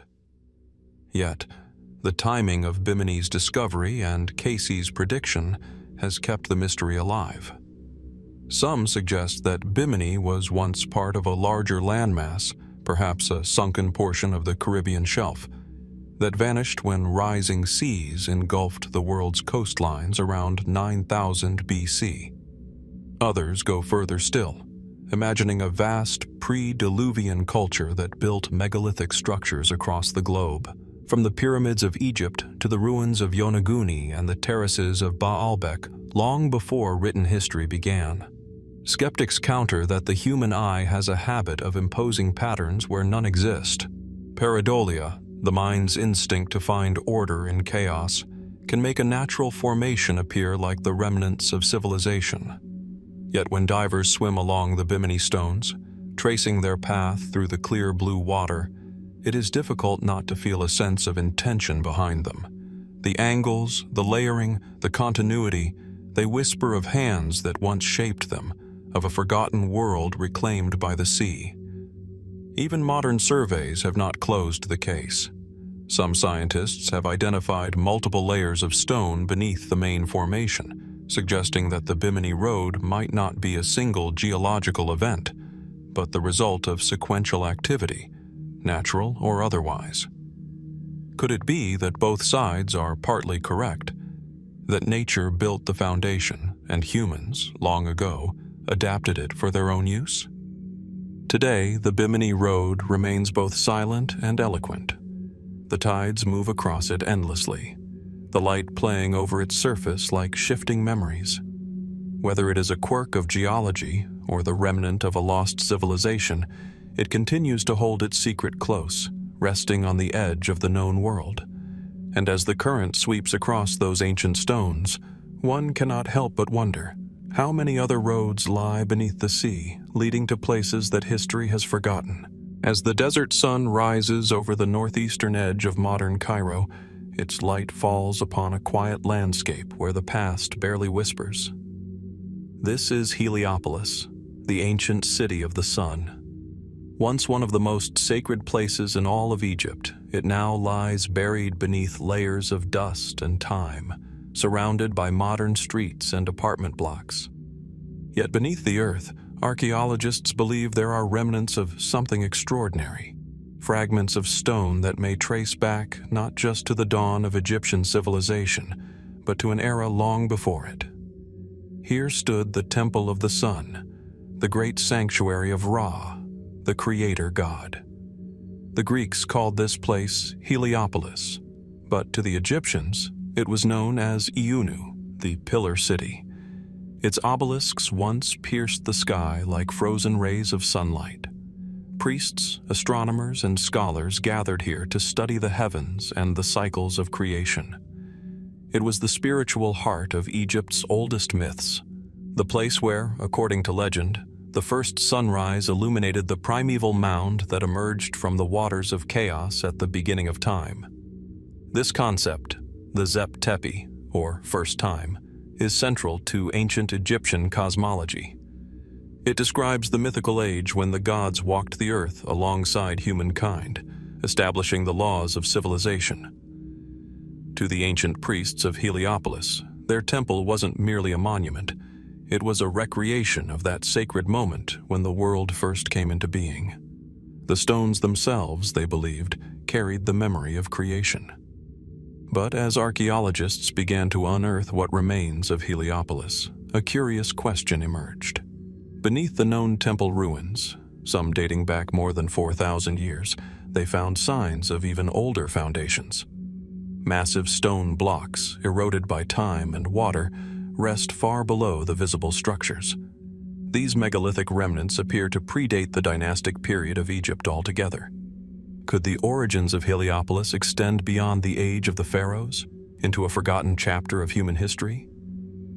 Mainstream Egyptology suggests that these lower layers might simply belong to early pre-dynastic construction, perhaps shrines from around 3,500 BC, long before the unification of Upper and Lower Egypt.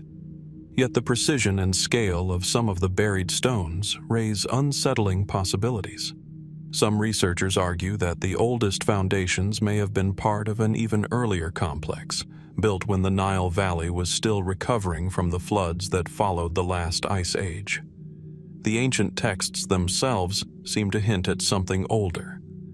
In the pyramid texts, the earliest religious writings known to humankind, the priests of Heliopolis speak of the mound of creation rising from the waters.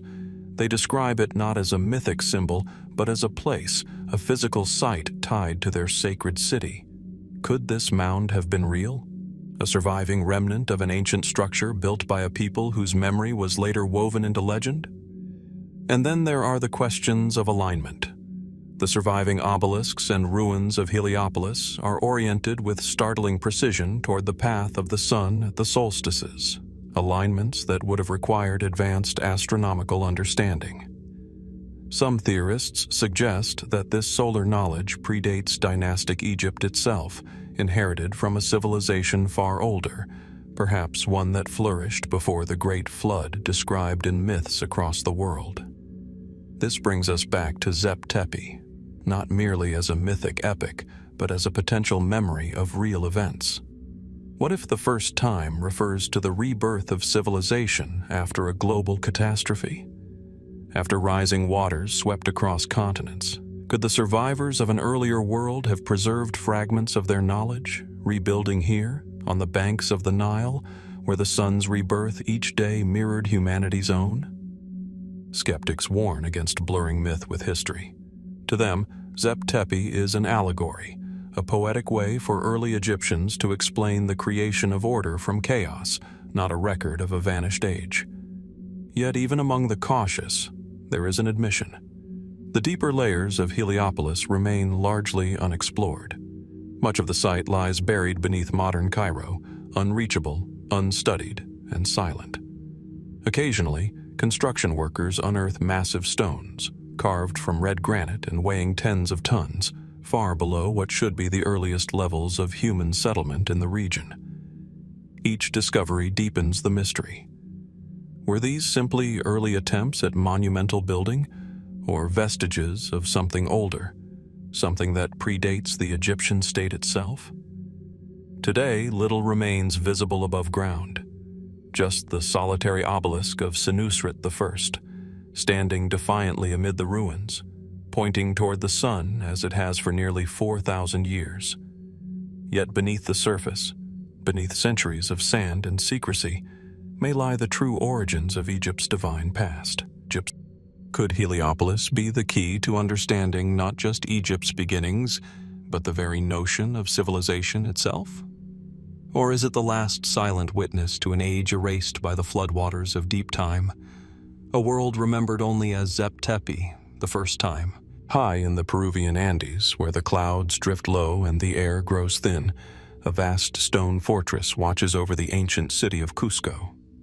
Sacsayhuaman, its name whispered through centuries, stands as a monument of impossible craftsmanship. Towering walls curve in great zigzag patterns across the hillside, their immense limestone blocks locked together with uncanny precision. Some stones weigh more than 300 tons, yet they fit so tightly that not even a blade of grass can slip between them. From a distance, the structure appears almost organic, its lines flowing like the contours of the mountains themselves. But up close, the perfection is unsettling. Each block has been shaped with irregular angles, no two alike, and yet they interlock seamlessly, as if melted into place by some forgotten technique. The stones bear no chisel marks, no mortar, no sign of human struggle. How, then, were they moved, lifted, and placed at such altitude centuries before modern machinery existed? Mainstream archaeology attributes Sacsayhuaman to the Inca civilization, built in the 15th century under the rule of Pachacuti, the same emperor who ordered the construction of Machu Picchu. The site, according to this view, was a ceremonial center and fortress designed to protect the capital of the Inca Empire. Yet even the Incas themselves spoke of the walls with reverence and distance. They claimed they did not build them, but rather found them already standing, left behind by the Huaran Cocha Runa, the men of the lake, a mysterious race said to have lived long before the Incas rose to power. This echoes a pattern found across the world. Civilizations inheriting structures too ancient or advanced to explain, weaving them into myth to bridge the gap between memory and mystery. Could Sacsayhuaman belong to such a forgotten epoch? Perhaps a remnant of a pre-cataclysmic world? Archaeologists studying the site have confirmed that certain sections may indeed predate the Inca. Beneath the visible fortifications lie older foundations, some of which appear weathered beyond what would be expected for a structure only 6 centuries old. The stones themselves are unlike those used elsewhere in Inca architecture, harder, denser, and quarried from miles away. Transporting such colossal blocks through steep Andean terrain seems nearly impossible, even with thousands of workers. The technique used to fit the stones together remains a puzzle. Some researchers believe that the builders softened the surface of the rock using heat, fire, or perhaps plant-based chemicals, allowing them to mold each block into its neighbor like clay. Others suggest the builders possessed an advanced understanding of geometry and stress distribution, using trial, error, and extraordinary patience.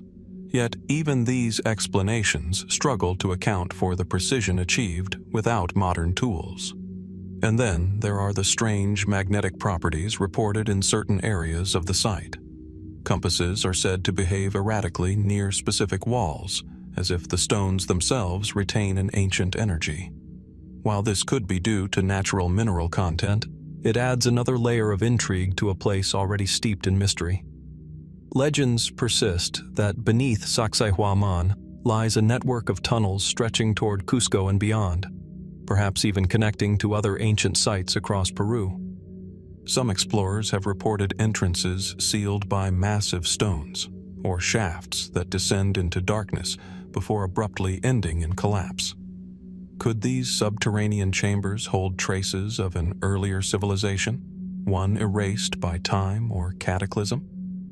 The theory of a lost global culture resurfaces here, as it does in other megalithic sites scattered across continents. Could Sacsayhuaman be linked, in spirit or origin, to the great stoneworks of Baalbek, the submerged terraces of Yonaguni, or the Cyclopean walls of Tiahuanaco? Were these independent achievements, or echoes of an older knowledge, perhaps carried by survivors of a great flood, the same deluge remembered in myths from Mesopotamia to the Andes? Mainstream scholars urge caution. They remind us that the ingenuity of ancient peoples is often underestimated.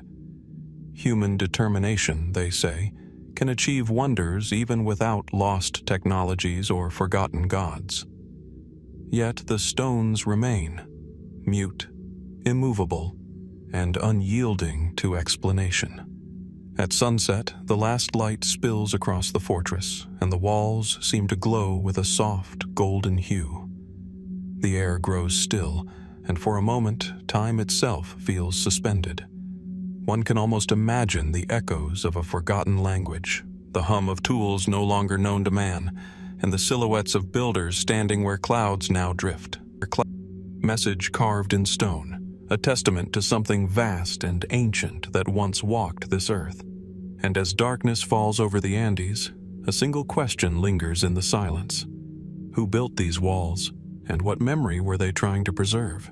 Beneath the blazing sun of the Levant, where the winds of the desert sweep across a barren plain, lies a mound of earth and stone that has defied time itself. Known today as Tel es Sultan, this ancient hill near the city of Jericho appears at first to be nothing more than a weathered ruin. Yet beneath its dust lies one of the oldest and most enigmatic structures ever discovered. Walls that may have stood before the dawn of civilization, and perhaps even before the Great Flood remembered in the world's oldest myths. Archaeologists digging into the mound have uncovered something extraordinary. Massive stone fortifications, circular towers, and layers of habitation stacked one atop another, reaching back more than 10,000 years. Some of these walls date as far back as 8,000 BC, millennia before the construction of Egypt's first pyramids, and long before Sumerian city-states began to rise along the rivers of Mesopotamia. In the context of human history, such architecture seems almost impossible. Who were the people capable of building monumental stoneworks in an age when most humans still wandered as hunters and gatherers? What compelled them to erect such defenses in a time when warfare, as we understand it, had barely begun? The site's most astonishing feature is the Great Stone Tower, standing nearly 30 feet tall when discovered, and composed of solid limestone blocks fitted together without mortar.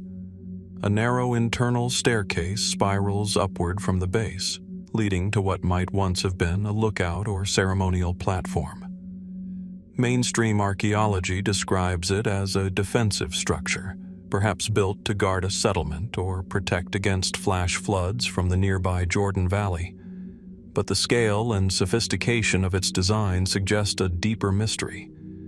Was this truly a fortification, or something else entirely? Some researchers propose that the tower and surrounding walls may have served a ritual or astronomical purpose. The alignment of the tower's entrance appears to correspond to the setting sun at the summer solstice. Could the builders have tracked celestial movements, marking the passage of seasons or the approach of cosmic events? If so, it would mean that this prehistoric community possessed knowledge far beyond what we typically attribute to such an early period. Others point to the flood sediments found between layers of occupation, thick deposits of silt suggesting that Jericho was struck by catastrophic flooding more than once in its deep past. Were these walls built in anticipation of disaster, a defense not against invaders but against nature itself? The Book of Genesis and earlier Mesopotamian texts both speak of a great deluge that wiped out nearly all life, sparing only a few survivors. Could Jericho's ancient builders have been among those who witnessed such a cataclysm firsthand and rebuilt their world in its wake? Mainstream scholars caution against romanticizing the evidence. They argue that the walls and tower of Jericho represent a natural evolution in early urban planning, an impressive leap, yes, but still within the grasp of Neolithic ingenuity. They emphasize the presence of nearby springs, fertile soil, and trade routes that could have supported a growing community of farmers and herders. To them, Jericho was simply the first city, born from the earliest attempts to control nature and secure survival. Yet, the strangeness persists. The stones of the tower remain enormous by the standards of its time, some weighing several tons. The engineering required to raise them and carve the spiral stairway implies planning, leadership, and shared purpose on a scale difficult to reconcile with small tribal societies. There is also the mystery of continuity, layer after layer of habitation, spanning thousands of years, suggesting that Jericho was not merely a village, it was a sacred center, perhaps a place whose significance endured across generations, even civilizations. And then there are the whispers from comparative myth. Ancient traditions from the Near East speak of pre-flood cities, Erech, Shuruppak, and others, said to have been destroyed in divine judgment. Could Jericho be a surviving fragment of that lost world, rebuilt again and again upon the bones of its own ruins? The notion seems speculative, yet hauntingly poetic. A city born before memory, enduring through deluge and rebirth. Today, the ruins lie silent. The once imposing walls are reduced to broken stones, half buried in the sand. But in the quiet heat of the afternoon, when the light turns golden over the Jordan Valley, one can almost sense the weight of ages pressing from beneath the soil, the echoes of builders whose names were never written, whose knowledge has long since vanished.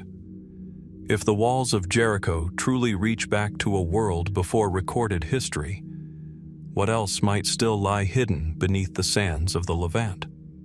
Could there be deeper layers, older still, tracing not only the birth of civilization, but the last remnants of a forgotten age before the flood reshaped the earth? For now, the stones remain, ancient and patient, guarding their secret. And as the desert wind sweeps across the ruins, it carries with it a quiet question that has endured for millennia. Who built the first city, and what did they know that we have since forgotten? High in the remote mountains of southern Siberia, where the taiga forests stretch endlessly toward the horizon and the winter air hangs heavy with silence, lies a formation so colossal and strange that its discovery has challenged our understanding of ancient human history. On the rugged slopes of Mount Shoria, near the small village of Sherigesh, massive stone blocks, some weighing hundreds, perhaps even thousands of tons, lie stacked in what appears to be the fragmented skeleton of an impossible structure. At first glance, the site looks like the remnants of a ruined fortress, walls rising from the mountainside, their surfaces sheared flat as if cut by some vast mechanical force. The stones are rectangular, angular, and uncannily precise, some measuring over 40 feet across. In certain places, they interlock with uncanny regularity, resembling the masonry of ancient sites thousands of miles away, like Sacsayhuaman in Peru or Baalbek in the Levant. But unlike those ruins, Mount Shoria's megaliths lie in one of the most inhospitable and isolated regions on Earth, a place where no known civilization is thought to have ever built in stone, let alone on this scale. When local explorers first brought attention to the site in the early 2000s, photographs of the Cyclopean stones ignited debate across the archaeological world. Were these truly megalithic walls, constructed by human hands in some forgotten epoch, or merely a natural geological phenomenon, the result of erosion, frost, and tectonic pressure fracturing the granite into deceptively regular shapes? Mainstream geologists tend toward the latter explanation. They suggest that the granite of Mount Shoria underwent columnar jointing, a natural process where rock cools and cracks into geometric patterns. Over time, landslides and frost heaving could have dislodged the blocks, giving the impression of deliberate placement. Nature, after all, has a peculiar talent for imitation, but even among experts, there remains quiet uncertainty. The sheer size and apparent order of some formations strain the boundaries of known geological behavior. Could it all be coincidence? Or does Mount Shoria preserve evidence of something older, something forgotten? Those who study the site more speculatively see in its stones the echoes of a pre-flood world, a civilization that may have existed long before recorded history, when, according to global myth, the Earth was struck by catastrophe and water swept across the continents. Legends from Siberia to the Near East tell of giants and sky beings, of cities that fell from the mountains into the deep. Could these immense blocks be remnants of that lost age, left behind when glaciers advanced and seas rose to erase nearly all memory of their builders? Even from a practical standpoint, the mystery deepens. To move a single block of such magnitude with modern technology would require cranes, engines, and a level of organization far beyond the capabilities of early hunter-gatherer societies. If humans built this, who were they? And how did they accomplish it in such a remote, frozen wilderness? Comparisons have been drawn to the so-called antediluvian architecture found across the globe, sites where the precision and weight of stones appear to defy explanation. Some researchers argue for a forgotten epoch of advanced builders who lived before the end of the last ice age, perhaps 12,000 years ago or more. They point to the melting of glaciers, rising seas, and ancient myths that all seem to describe a global cataclysm. Could Mount Shoria be a northern outpost of that lost civilization, preserved beneath the snows of Siberia? Skeptics remind us that mystery does not always imply lost mastery. The human mind, they argue, has a tendency to impose design where none exists, to see the hand of intelligence in the chaos of natural formation. And yet, standing before the immense stones of Mount Shoria, it's hard not to feel the tug of wonder. The geometry is too precise, the angles too deliberate, the scale too improbable. Today, the site remains largely unstudied, inaccessible for much of the year due to the harsh climate and dense wilderness. Few expeditions have ventured back to take systematic measurements or conduct full geological analyses. The forest slowly reclaims the stones, moss creeping across their surfaces, snow filling the cracks like mortar. Whatever secrets they hold, they keep them quietly, as the mountains always have.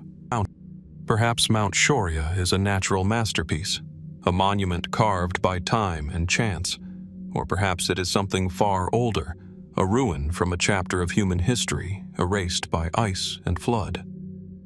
As the Siberian wind whispers through the trees, one cannot help but ask, are these mountains merely ancient rock, or the silent bones of a forgotten world that once was? Hidden deep in the heart of Siberia's Kemerovo region, far from the noise of modern civilization, lies a landscape that seems almost prehistoric in its silence. Here, amid endless pine forests and steep granite ridges, stands one of the most perplexing discoveries in recent decades. the megalithic formations of Gornaya Shoria. At first glance, they resemble a fortress. Massive stone blocks piled high upon one another, forming what appear to be walls, terraces, and foundations. But these are not the ruins of any known castle, nor do they belong to a civilization documented in history. They rise from the mountainside like a dream made solid, immense, geometric, and strangely ordered against the wildness of nature. The granite stones are enormous.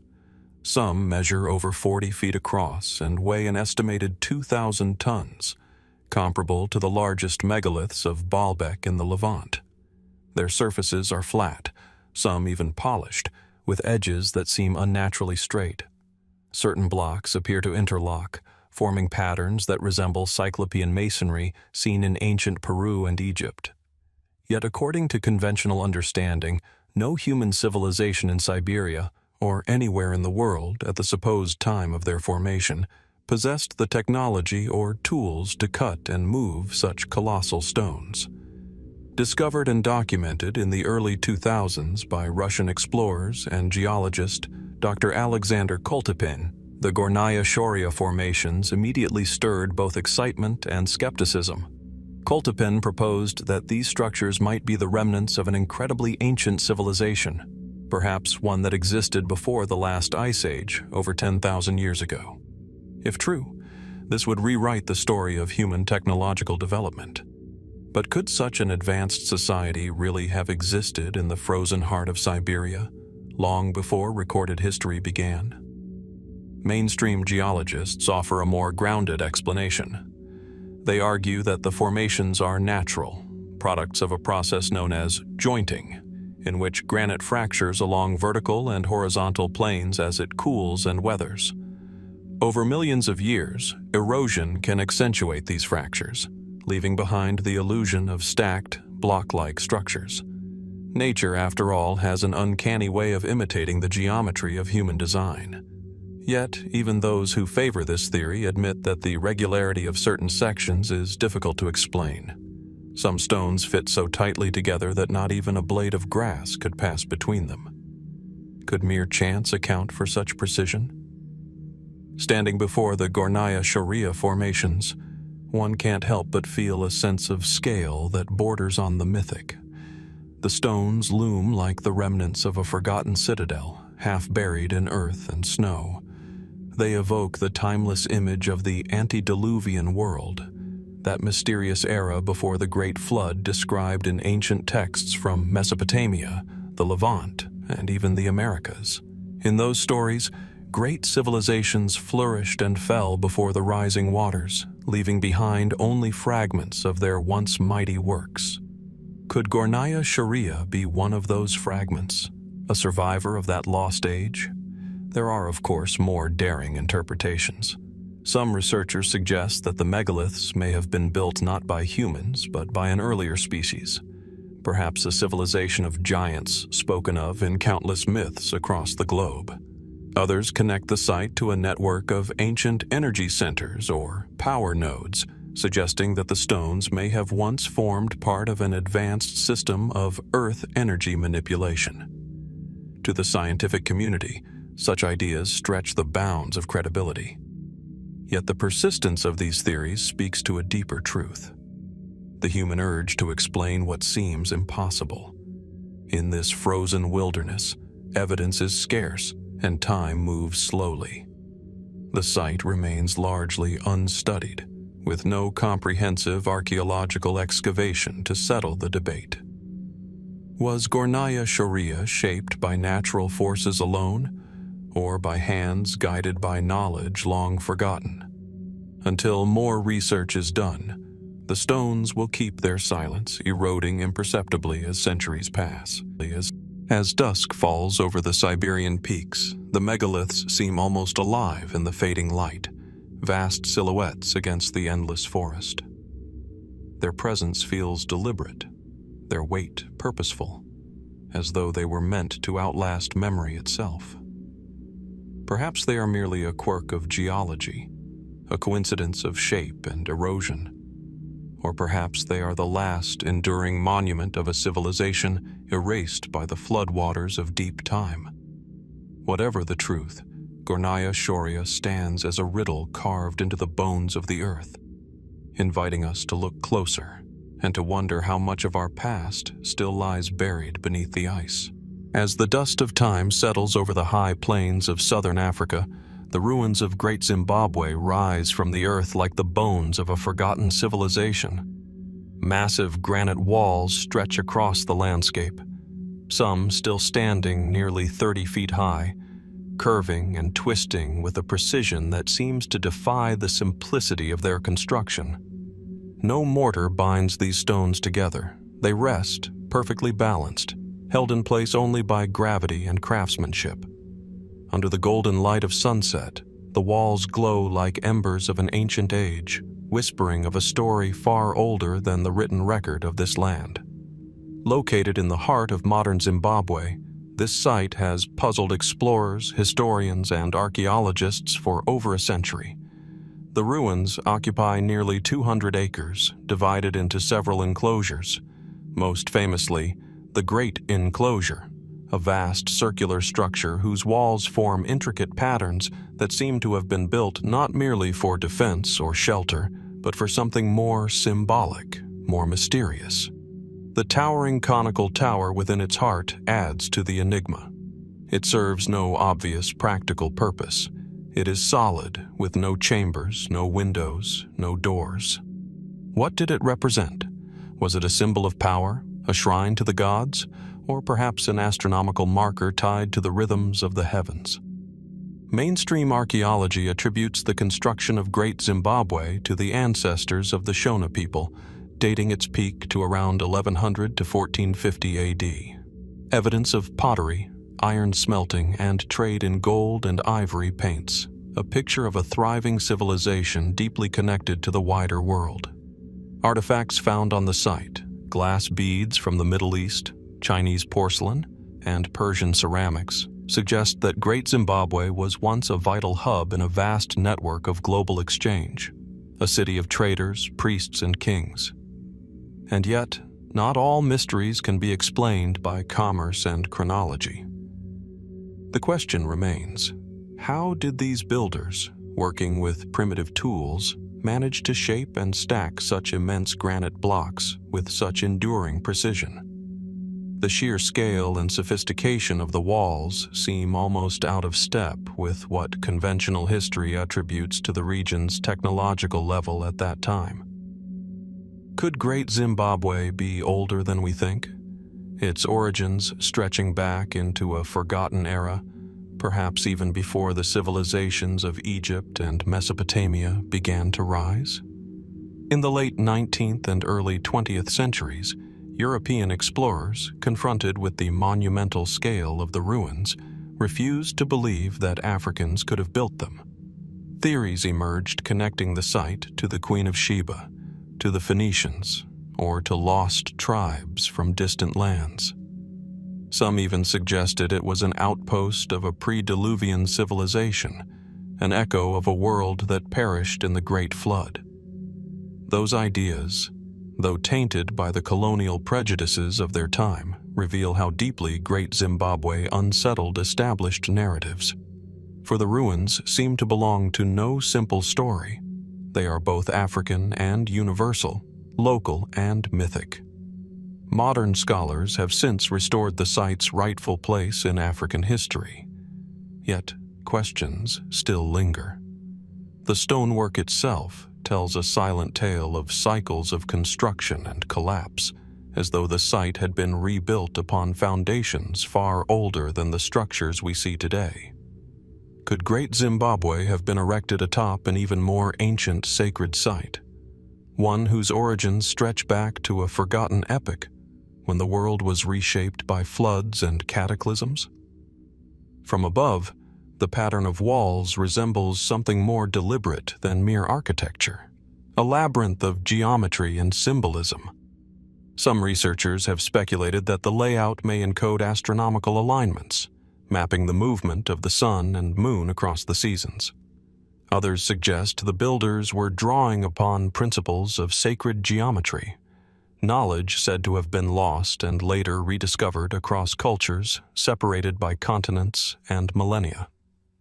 Whatever the truth, Great Zimbabwe stands as a monument to human mystery, the enduring testament of builders whose names have vanished, but whose hands shaped stone into meaning.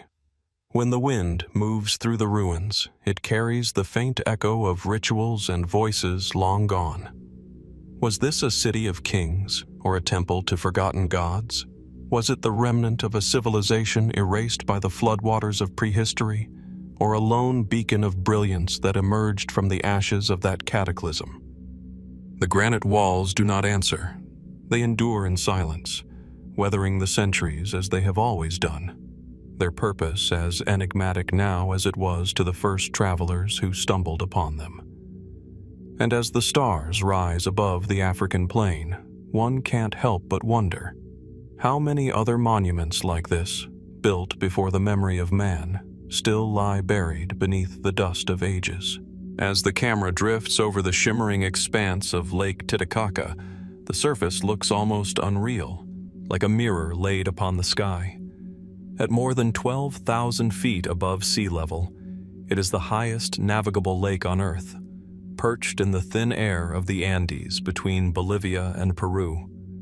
Its waters stretch endlessly, reflecting clouds that seem close enough to touch, concealing beneath their stillness a mystery that has haunted archaeologists, divers, and local legends for generations. Beneath this serene body of water lie the remains of something extraordinary. Massive stone structures, walls, terraces, and what appear to be foundations of long-forgotten buildings. These submerged ruins, hidden for millennia, suggest that an ancient civilization once thrived here, before the waters rose to swallow their world whole. Local Aymara and Quechua traditions tell of gods who descended upon the lake, of Viracocha, the great creator who emerged from its depths after a great flood to recreate humanity. The myth, passed down for countless generations, tells of a time when the world was destroyed by water and civilization had to begin again. Could these underwater ruins be the remnants of that lost age, the final traces of a people who lived before the flood? Modern archaeological surveys of Lake Titicaca have confirmed that there are indeed artificial structures beneath the waves. In 2000, a Bolivian-Argentine expedition discovered what appeared to be an ancient temple complex on the lakebed, complete with carved stones, walls, and stairways, evidence of deliberate construction. Radiocarbon testing of artifacts recovered nearby suggested an age of at least 1,000 to 1,500 years. But some researchers believe the true story may reach back much further. How could such structures end up submerged beneath one of the world's highest lakes? Geologists propose that tectonic uplift and gradual flooding over millennia might explain it, the land rising and the water levels shifting over thousands of years. Yet, others question whether this natural explanation fully accounts for what divers have found. The sheer size and precision of some of the submerged stones seem to echo the craftsmanship of nearby Tiahuanaco and Puma Punku, sites already shrouded in their own enigmas of construction and age. Some fringe theories suggest that the lake itself might not always have been as we know it today.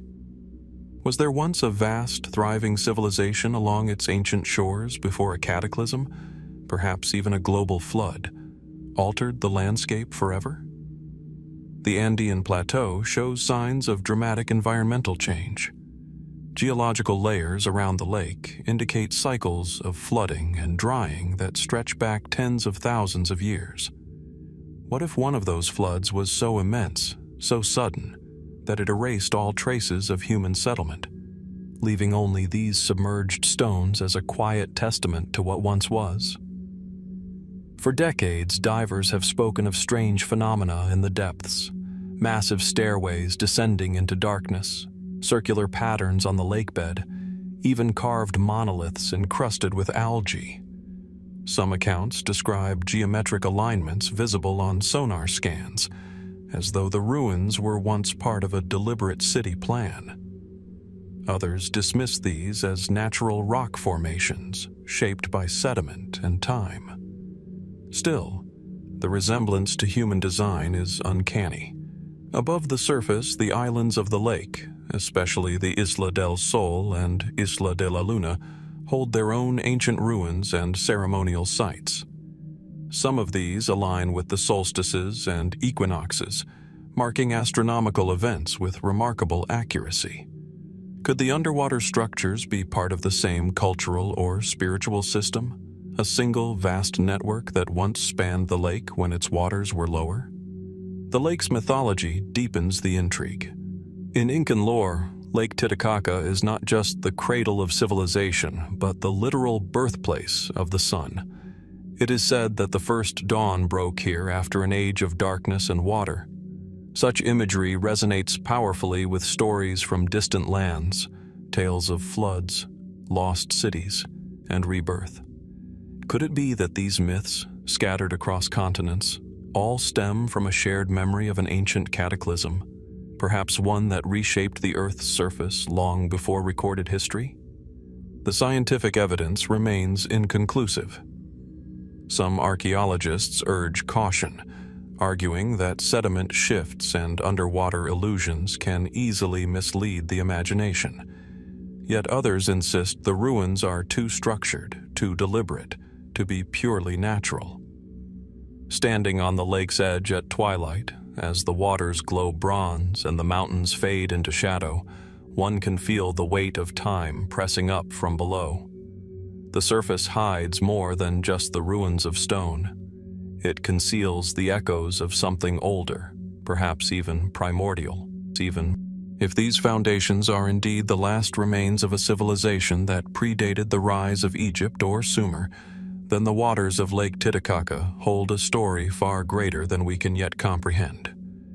What else lies beneath the cold depths, unseen, untouched, waiting to be rediscovered? And if the legends are true, could it be that the gods who rose from the lake were not myths at all, but memories of a people who survived the flood that erased their world? Just beyond the tranquil, sunlit waters of the Mediterranean coast of Palestine, the sea hides a city lost to time. Beneath the waves, only a few hundred meters from the modern shoreline near Haifa, rests one of the world's oldest known submerged settlements, Atlit Yam. Today, it lies silent under nearly 40 feet of water, its stone walls covered with marine life, its story half buried in sand. But over 9,000 years ago, this was no ruin. It was a thriving coastal community, one that mysteriously vanished beneath the sea long before the first Egyptian pyramids were built. The discovery of Atlit Yam in the 1980s stunned archaeologists. Underwater surveys revealed an exceptionally well-preserved Neolithic village, complete with stone houses, wells, storage pits, and even a communal area that appears to have been a ritual site. Large limestone blocks stand in a circle, arranged, some believe, with deliberate purpose.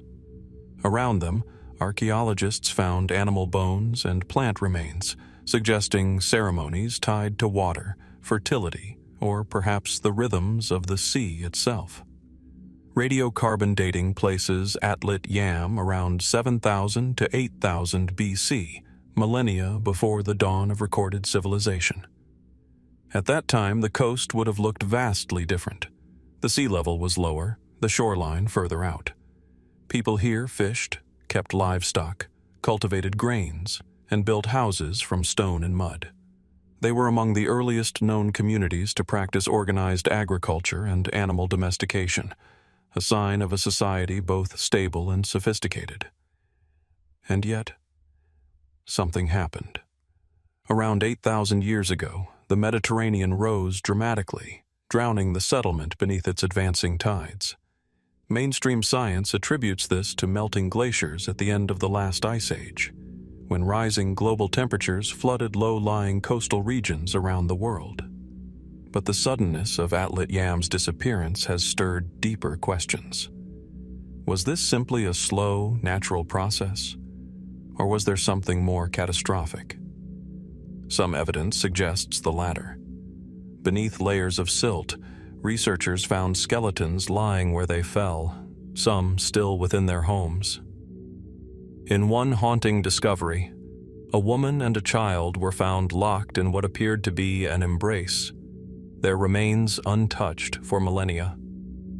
Nearby, scientists detected traces of an ancient tsunami, possibly triggered by the massive collapse of the volcanic ridge near present-day Sicily. If true, Atlit Yam may have been wiped out not just by rising seas, but by a single devastating wave. Yet even that explanation may not tell the whole story.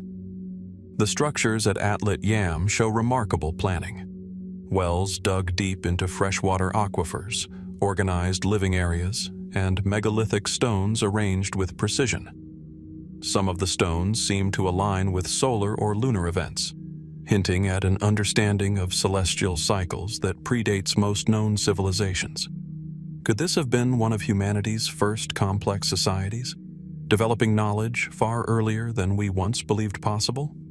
Others go further, linking Atlit Yam to global legends of a great flood, the same cataclysm described in Sumerian, Babylonian, and later biblical traditions.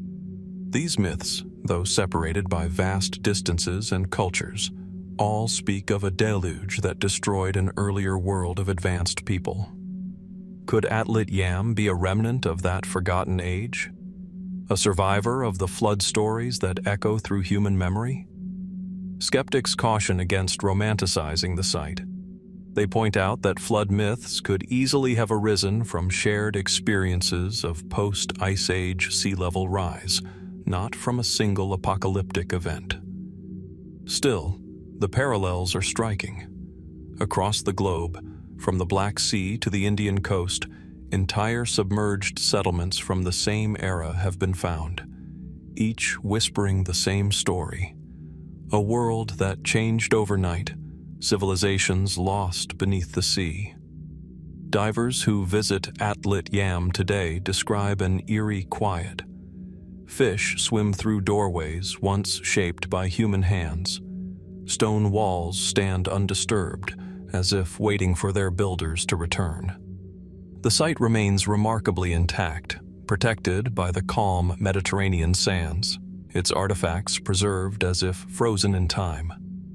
Looking down through the blue-green water, one can almost imagine the moment before the flood, the villagers going about their daily lives, unaware that the sea was about to reclaim their world.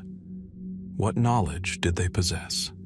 What stories did they tell about the ocean that sustained and ultimately destroyed them? Perhaps Atlit Yam is more than just a lost village. Perhaps it is a message from the deep past, a reminder that civilization's roots may stretch back far beyond what our history books allow.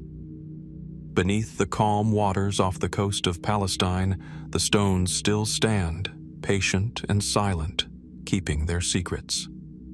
And as the waves ripple gently above them, we are left to wonder, how many other cities lie hidden under the seas of the world, mute witnesses to a forgotten chapter of humanity built before the flood that erased their names? Far beneath the shifting blue currents of the East China Sea between the islands of Yonaguni and Kerama lies a world that seems carved from myth. Massive stone terraces descend into the abyss, their sharp angles and symmetrical planes rising out of the sand like the remnants of a drowned city. Divers describe it as stepping into another realm, a place where the boundaries between nature and human creation blur and fade. This is the Yonaguni Kerama Ridge Complex, one of the most haunting and hotly debated underwater sites on Earth. Discovered in 1986 by a local diver, Kihachiro Aratake, the formations rest about 100 feet below the surface near Japan's westernmost island. At first glance, they resemble a colossal pyramid. Vast platforms, stair-like terraces, and straight-edged corridors that seem too deliberate, too geometric, to be the work of waves and time alone. Marine geologists were astonished when the first surveys were conducted. The main structure at Yonaguni measures roughly 150 meters long and 25 meters high, its faces divided into smooth blocks that interlock with unnerving precision. Walls meet at right angles. Pathways lead to what look like plazas and courtyards. There are even what appear to be steps, doorways, and a massive flat area nicknamed the Grand Terrace. The question, of course, is who built it, or whether anyone did at all. Mainstream scientists argue that the formations are natural, sculpted by thousands of years of tectonic activity and underwater erosion. The region sits along the volatile boundary of the Philippine Sea and Eurasian plates, where earthquakes and ocean currents carve and fracture sandstone in ways that can mimic architecture. To them, the resemblance to a city is an illusion, a trick of perspective amplified by the human tendency to find patterns and structure in chaos.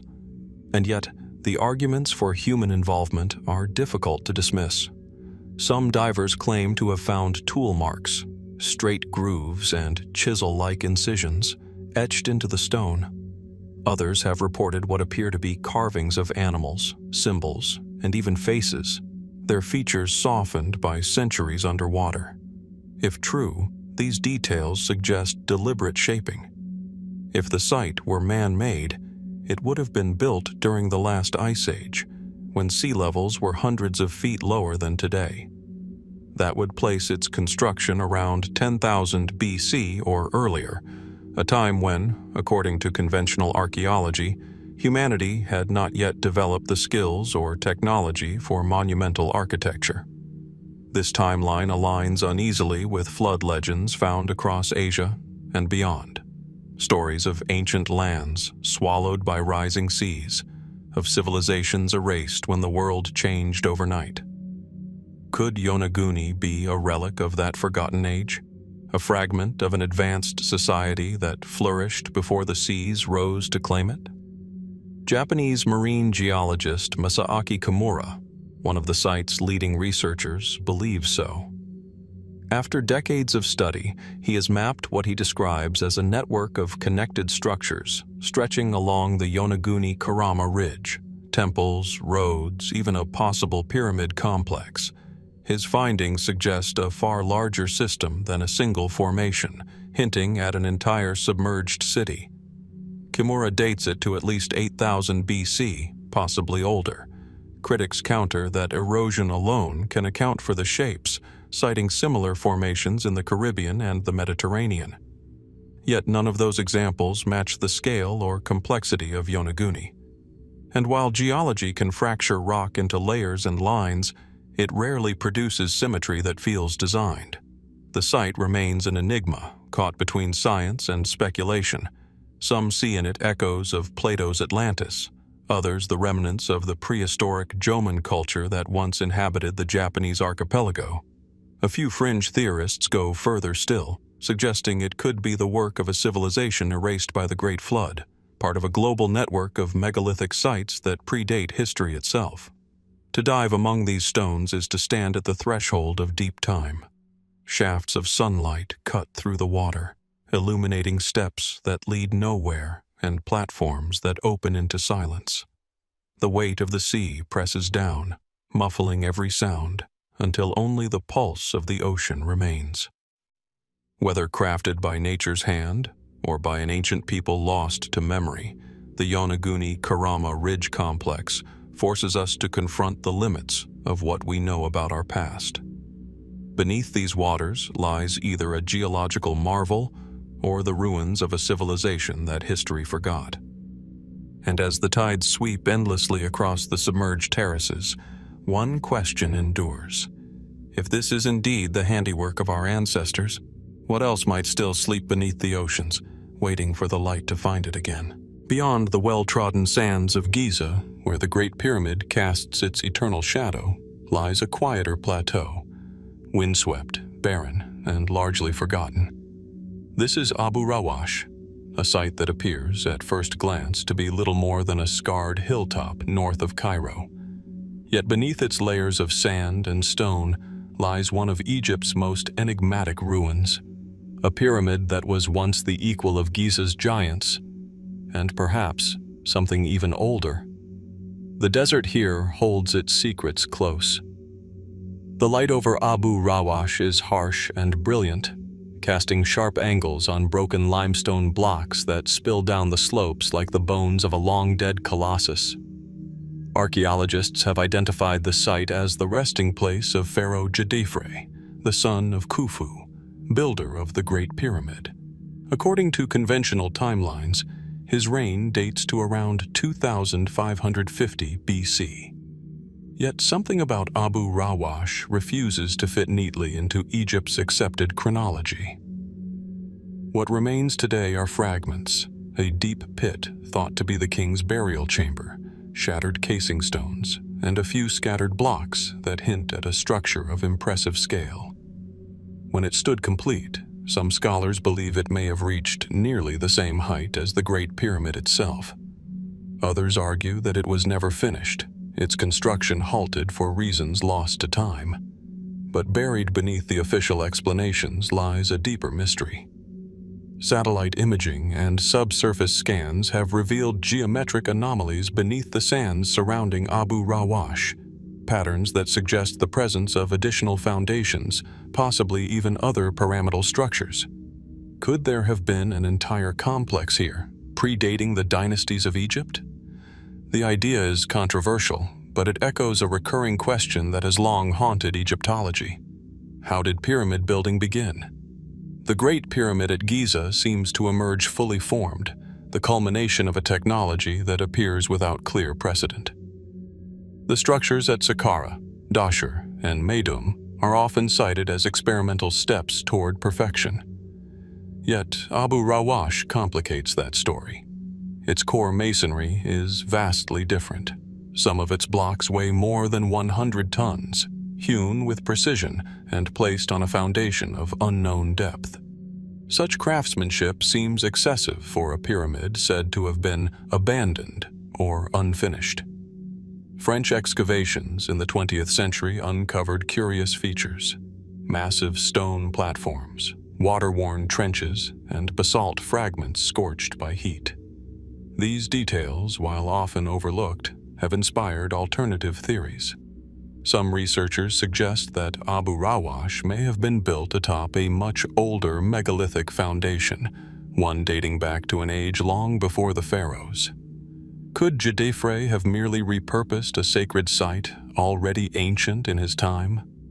According to local legends and the writings of early Arab chroniclers, the area once held temples of the first time, a phrase eerily reminiscent of Tepi, the mythical era when the gods themselves walked upon the earth.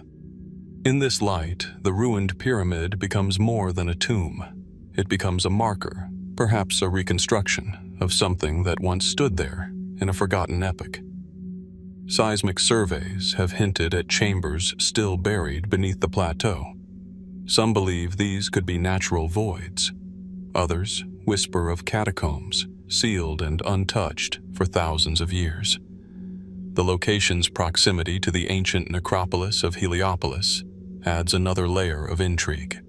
This was once the center of solar worship, where the priests of Ra preserved the oldest cosmological traditions of Egypt. If these buried foundations at Abu Rawash truly predate known civilization, what might they reveal about humanity's forgotten past? Were they part of a network of sacred sites built according to celestial alignments, markers of an age when architecture mirrored the stars? Skeptics maintain that the supposed buried pyramids are nothing more than natural geological formations, misread by overzealous explorers. Yet even they concede that much of Abu Rawash remains unexcavated. Its deepest secrets still lie beneath meters of shifting desert, beyond the reach of modern tools and political boundaries. As the sun sets over the plateau, the sands glow red and gold, swallowing the ruins in silence. The wind sighs through broken stones that once touched the heavens. Whether these fragments are the remains of Djedefre's lost monument or the vestiges of something far older, no one can yet say. And so the question lingers: suspended between archaeology and myth. Beneath Abu Rawash, does the desert conceal not just a pyramid, but the memory of a civilization that built before history began? Beneath the scorching plateau of Saqqara, where the sands of Egypt shimmer in the desert light, lies something far older than the step pyramid of Djoser that dominates the skyline. The familiar limestone terraces of Imhotep's great monument rise above the earth, a masterpiece of Old Kingdom engineering. But deep below its foundations, hidden in labyrinthine passages of ancient stone, another story begins, one that may stretch back long before Egypt's first kings. The underground world of Saqqara is a maze of tunnels, chambers, and massive stone blocks fitted with impossible precision. Torchlight flickers over walls that seem too smooth, too deliberate, for a civilization still finding its footing in stone architecture. Egyptologists tell us these subterranean layers are part of the Step Pyramid complex, built around 2700 BC.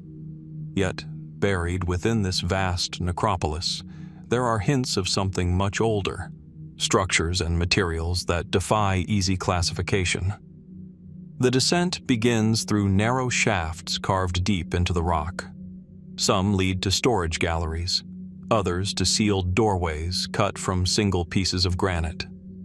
These doors, weighing several tons, pivot on ancient stone sockets as if engineered with an understanding of balance and mechanics far beyond their time. The craftsmanship here feels different, less ceremonial, more functional, as though the builders worked with knowledge inherited, not invented. In the great subterranean galleries beneath Saqqara, archaeologists have discovered granite boxes of astonishing size and accuracy. Each one is carved from a single block, with interior surfaces polished to mirror-like smoothness. When measured, the corners are found to be almost perfectly square, their internal angles precise to fractions of a degree. Modern stonemasons have struggled to replicate such workmanship, even with advanced machinery. Who carved these colossal boxes, and why? Some scholars attribute them to the reign of Djoser's successors. Others are not so sure. The granite used in their construction was quarried hundreds of miles away in Aswan.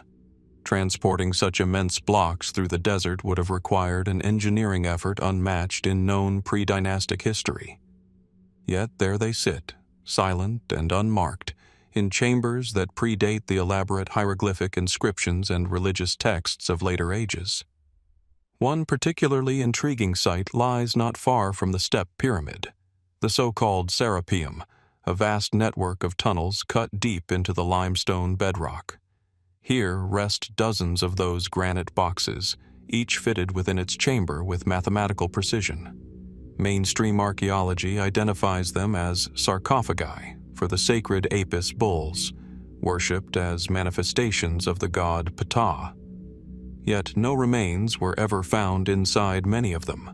The lids, some weighing over 30 tons, fit so tightly that even a blade of grass could not slide between the seams. If these were merely coffins for animals, why the extraordinary precision? Why such monumental effort for chambers that were never meant to be seen by human eyes? The deeper one descends, the stranger the architecture becomes. There are walls made of cyclopean blocks, massive, weathered, and unlike the more refined masonry above. Some sections appear melted or fused, as if exposed to intense heat in some distant catastrophe. Researchers have noted the erosion patterns on the lowest levels of Saqqara, suggesting water damage, possibly from flooding long before the rise of the Nile's modern banks. Could these submerged foundations predate Egypt's dynastic age altogether? A few independent researchers propose that the lowest structures at Saqqara may belong to an earlier civilization, one that survived or perhaps perished in the cataclysmic floods described in the world's oldest myths. They point to similarities between the underground complexes of Saqqara and other ancient sites, the precision-cut stone chambers of Abydos, the mysterious tunnels beneath Giza, and even the submerged ruins off the coast of India and Japan. Is it possible these remnants all belong to the same forgotten epoch, one erased by the rising waters of the ancient world? Egyptian texts speak of Tepi, the first time, when divine beings ruled the land and taught humanity the arts of civilization. Mainstream historians interpret this as myth, but what if it was memory, a faint echo of something real preserved in stone?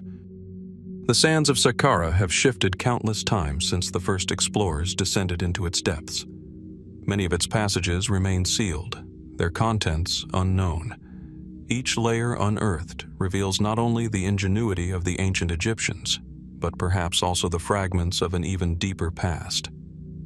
As the desert wind sweeps over the necropolis and the last light fades over the step pyramid, one can't help but wonder, are we walking atop the true cradle of civilization, or merely its shadow, built upon the buried memory of a world that came before the flood?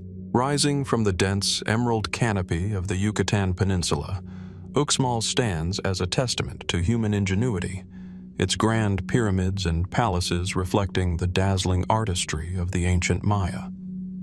The city's iconic Pyramid of the Magician, with its rounded contours and steep stairways, dominates the skyline, while intricately carved facades of serpents, jaguars, and celestial motifs glint in the tropical sun. Yet beneath this celebrated surface lies a far deeper, older story, one that hints at a forgotten era, long before the rise of the Maya as we know them. Hidden beneath the ceremonial platforms and restored structures is what researchers call the megalithic core, a subterranean foundation of stone that challenges conventional timelines and beckons us to reconsider the origins of monumental architecture in the Americas. At first glance, Uxmal's masonry appears typical of the Pug style, which flourished roughly between 600 and 900 AD. The stones are meticulously cut, fitted, and polished, their arrangements reflecting the precision and elegance of a sophisticated culture. But the deeper one examines the foundations, the more anomalies emerge. Massive blocks of limestone and basalt, some weighing tens of tons, lie beneath the visible structures, arranged with a precision that seems to exceed the technological means of the period. Their positioning hints at deliberate planning on a scale previously unrecognized in pre-Columbian Mesoamerica.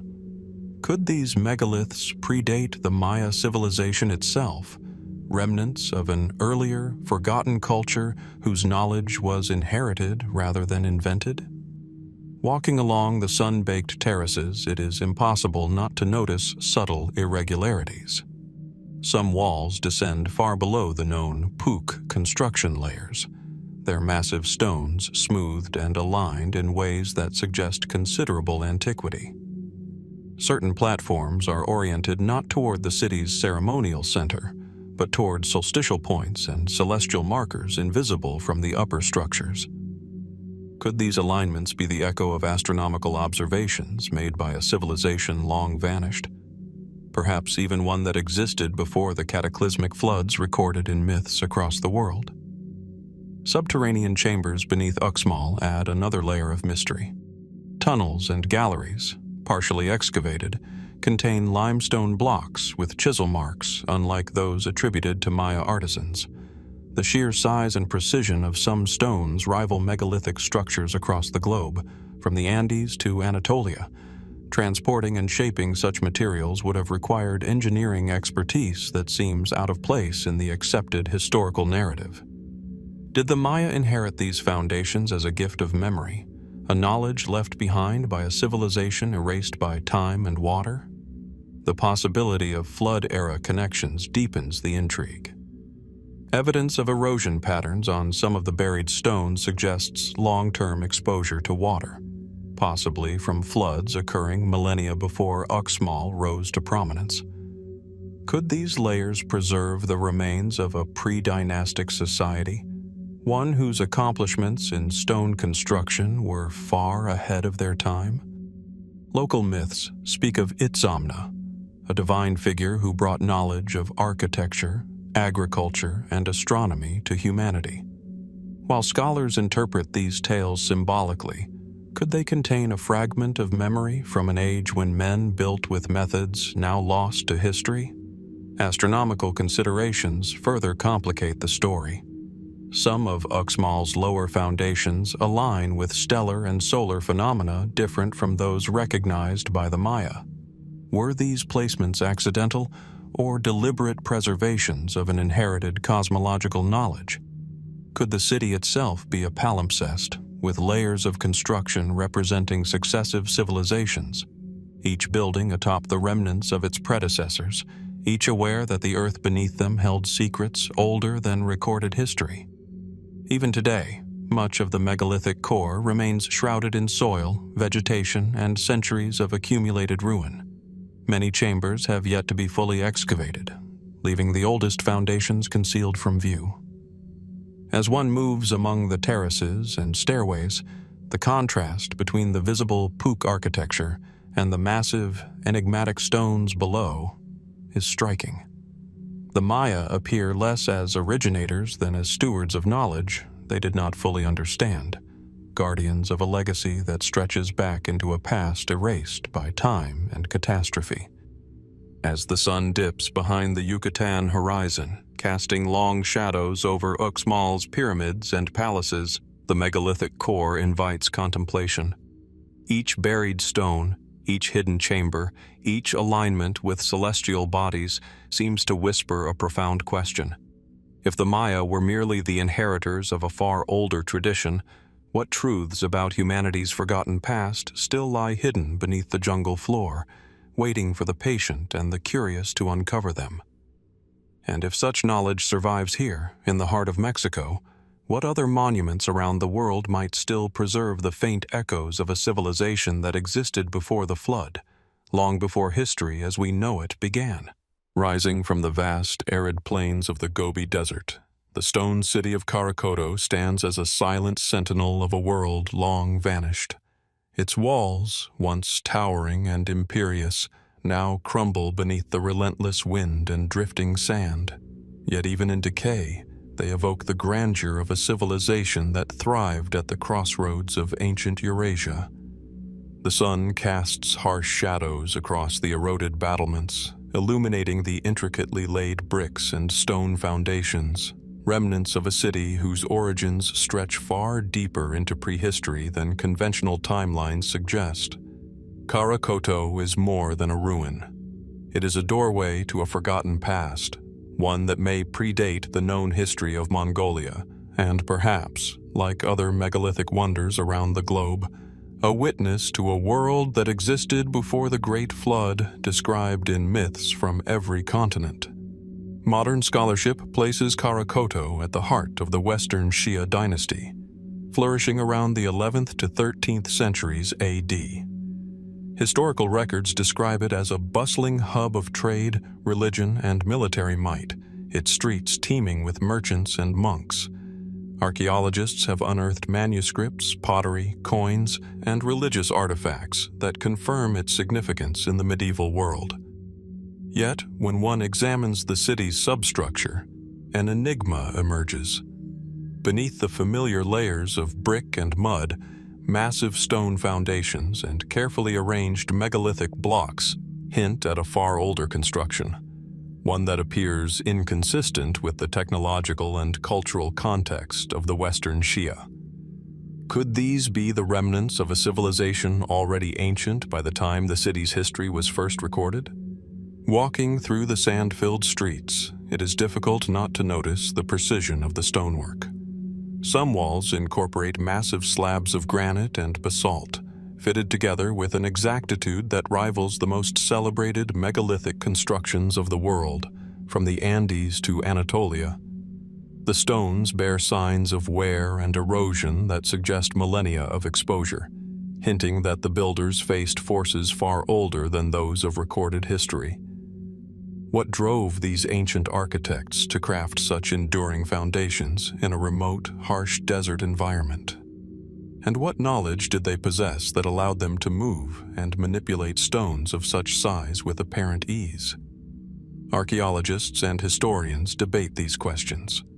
Mainstream explanations often attribute the megalithic layers to later generations reusing older materials, or to natural formations misinterpreted as human construction.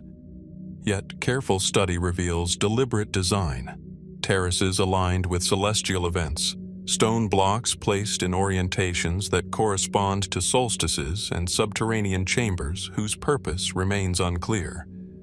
Were these alignments merely coincidental, or do they preserve astronomical knowledge from an earlier epoch, knowledge that had survived the rise and fall of multiple civilizations? Local legends add another layer of intrigue. Karakoto, in regional oral traditions, is said to be a city of mystery, a place abandoned overnight, swallowed by the desert, leaving its treasures behind. These stories echo tales of sudden catastrophes and floods from other ancient cultures, raising the question, could the city's deeper foundations be vestiges of a pre-dynastic era, a civilization lost to a cataclysm that reshaped the world? Even today, sand covers much of the lower structures, concealing tunnels and chambers that may hold evidence of technologies or rituals far beyond the medieval timeline. Comparative analysis of Karakoto's megalithic construction reveals parallels with other ancient sites, from the terraces of Uxmal in Mesoamerica to the submerged pillars of Yonaguni in the East China Sea. Across continents, we see similar use of massive stones, precise alignment, and astronomical orientation, often in places that were considered remote or inhospitable. What knowledge allowed these disparate cultures to converge on techniques so advanced, so enduring? Could Karakoto represent a node in a network of pre-flood civilizations, a memory of a global architectural tradition now largely erased? As the desert wind sweeps through the crumbling gates and sand-filled streets, the city seems almost alive, whispering questions across time. Each eroded wall, each buried chamber, each massive stone block stands as a reminder of human ingenuity that challenges linear history. The Western Shia may have built atop these ancient foundations, but the deeper truth remains hidden. Who came before, and what wisdom did they leave behind? The ruins of Karakoto invite us to ponder these mysteries, to trace the outlines of a civilization older than we have dared to imagine. Beneath the relentless sands, the stone city of Karakoto waits in patient silence.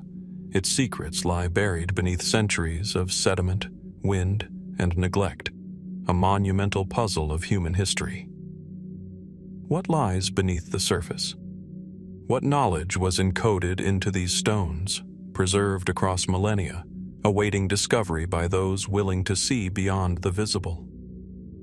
The answers remain elusive, yet the city continues to call to the curious, inviting us to wonder at a time before the flood, a time when humanity may have built with a mastery we are only beginning to glimpse. Perched atop the jagged limestone cliffs of central Italy, the Cyclopean walls of Norba rise with an imposing presence, their massive stone blocks fitted together without the use of mortar. The sheer scale of the construction is breathtaking, walls stretching for hundreds of meters, each boulder carefully placed to interlock with its neighbors, forming a fortress that has withstood millennia of earthquakes, weather, and human activity. From a distance, the ruins appear almost sculptural, a testament to the vision and ambition of their builders. The wind whistles through the gaps between the stones, carrying with it the weight of history and perhaps hints of mysteries yet to be unraveled. These walls are more than a relic of an ancient city. They are a silent narrative, etched in stone, of human ingenuity and a civilization whose origins remain largely obscured by time. Archaeologists place Norba's founding in the early 1st millennium BC, identifying it as a Latin settlement, strategically positioned to oversee the fertile plains below. Historical sources recount its prominence during the Roman expansion, yet even as we study the site through the lens of classical antiquity, a dissonance emerges. The megalithic scale of the walls is unlike typical Latin constructions of the period. Individual stones weigh several tons, and their precision fitting rivals and in some respects exceeds that of later Roman masonry. How could early settlers, with the technology and resources traditionally attributed to them, have achieved such monumental feats? Were these walls the work of a people whose knowledge has been largely lost to history, or could they hint at an even more ancient layer beneath the known city? Walking along the uneven stones, one cannot ignore the skill evident in the layout. The walls are not merely defensive. They incorporate terraces, angled corners, and hidden recesses that suggest careful planning and perhaps an understanding of forces beyond simple fortification. Some scholars propose that the design reflects early astronomical awareness, with certain walls aligned to celestial events or solstices, echoing patterns seen in distant megalithic sites across Europe. Was Norba's layout simply pragmatic, or does it encode a deeper understanding of the heavens, preserved from a civilization far older than the city's historical records indicate? Local legends deepen the intrigue. Tales speak of giants, the so-called Cyclopes, as the builders of these walls, their strength and skill beyond that of ordinary humans. While these stories may be mythological in origin, they point to a widespread recognition of the extraordinary nature of the construction. The ancients themselves sensed something remarkable about these stones, as if the walls held knowledge and power from an era predating the historical record. Could these myths be distorted memories of a civilization lost to the cataclysms described in flood narratives across the globe? Recent geological studies add another layer of curiosity.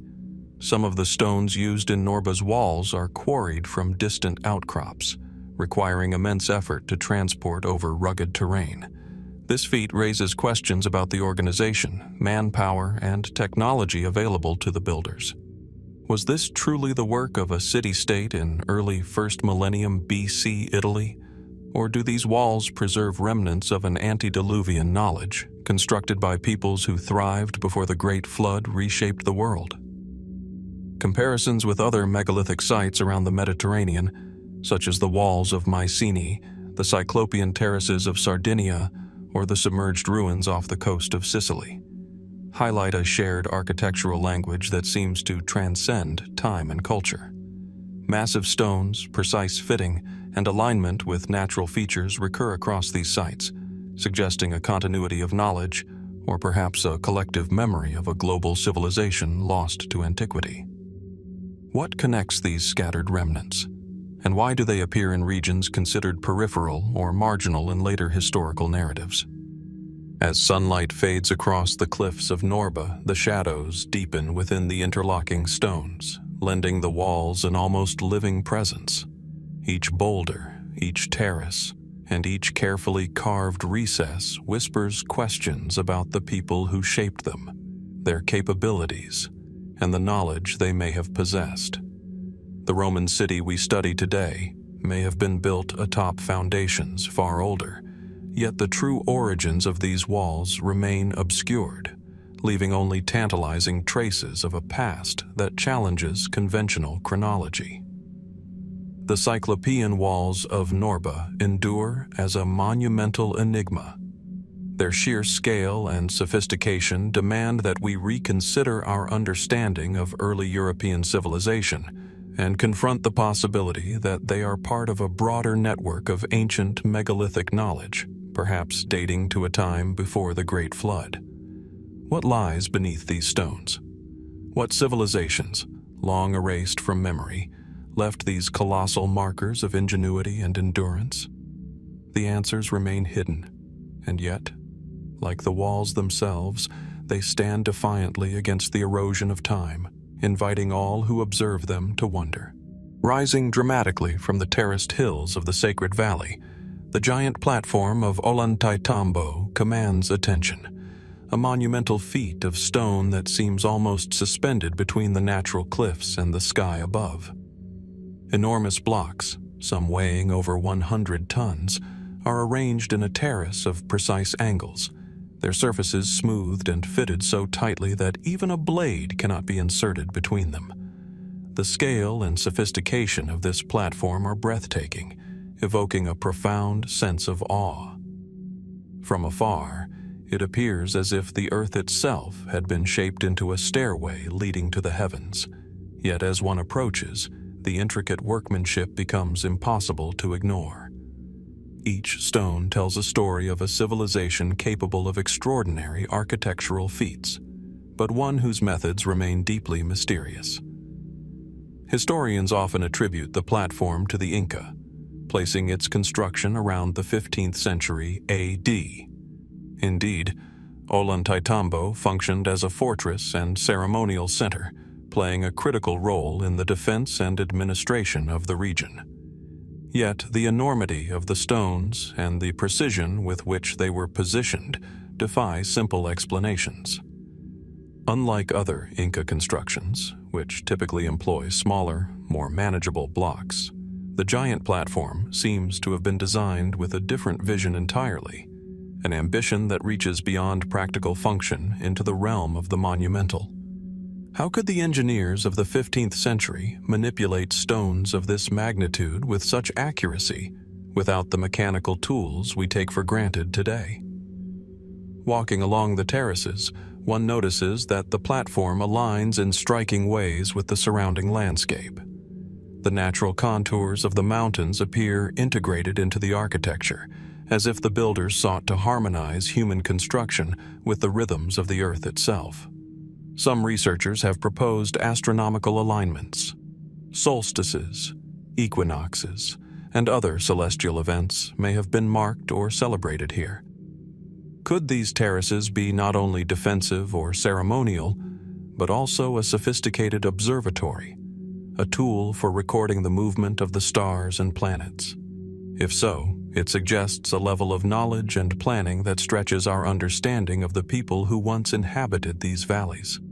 Speculation deepens when one considers the size and source of the stones. Some are quarried from the nearby hills, yet others appear to originate from more distant locations, requiring immense logistical skill to transport across steep, rugged terrain. Was this simply the ingenuity of Inca engineering? Or might these terraces rest upon foundations laid by an earlier, unknown civilization, whose understanding of stone, gravity, and leverage far surpassed what we can account for historically? Could the Inca have inherited these massive stones, rearranging them according to their own cultural and spiritual purposes, while the original builders remain anonymous in the sands of time? Legends of the region add a layer of intrigue. Local folklore speaks of giants who once moved the stones with supernatural strength, a theme echoed across megalithic sites worldwide. While mythological explanations are symbolic rather than literal, they underscore the awe the platform has inspired for centuries. Even the Inca themselves described certain places as sacred, imbued with the energy and knowledge of their ancestors. Could Ollantaytambo represent a physical memory, a monument preserving techniques and purposes from a time long before written history, a connection to an antediluvian world that modern archaeology has only begun to glimpse? Comparisons with other megalithic sites amplify these questions. Across the Andes, from Sacsayhuaman to Machu Picchu, similar mastery of stone and landscape appears. Yet the scale at Ollantaytambo is distinct. It is as if this platform, in particular, speaks to a continuity of knowledge, a template for monumental construction handed down over millennia. The alignment of massive stones, the precision of their joints, and the integration into natural terraces suggest a sophistication that resonates with the patterns seen at other pre-Egyptian and global megalithic sites. Is it possible that the giant platform represents not just local achievement, but a fragment of a lost global architectural memory? As sunlight plays across the terraces, casting long shadows between the colossal stones, the platform exudes a quiet majesty. Each step along the terraces invites contemplation of the builders' intentions, the knowledge they possessed, and the civilizations that may have preceded recorded history. The giant platform of Ollantaytambo is more than a testament to human skill. It is a riddle carved in stone, a silent witness to a past that challenges our understanding of chronology, technology, and culture. What secrets remain locked within these terraces? Who first envisioned the movement of such immense stones, and for what purpose? The answers, like the stones themselves, are monumental in their elusiveness, leaving us to wonder what other traces of antediluvian knowledge lie hidden, waiting to be rediscovered in the valleys and mountains of Peru. Beneath the turquoise waters of the Yucatan Channel, where currents swirl between Cuba and the tip of the Yucatan Peninsula, lie ruins that defy conventional explanation. From the surface, the ocean seems serene, almost indifferent to what rests in shadowed depths. Yet sonar scans and diver reports hint at structures that appear deliberate. Geometric patterns, terraces, and blocks laid with uncanny precision, all forming a submerged city frozen in time. The sheer scale of the formations is staggering, and their existence raises profound questions. How could such constructions have been submerged? Who built them, and for what purpose? Marine archaeologists and geologists have approached the site with caution, analyzing the formations for signs of natural geological activity. Indeed, some features could be interpreted as erosional phenomena, shaped over millennia by tectonic forces and currents. Yet the straight edges, right angles, and consistent alignments challenge purely natural explanations.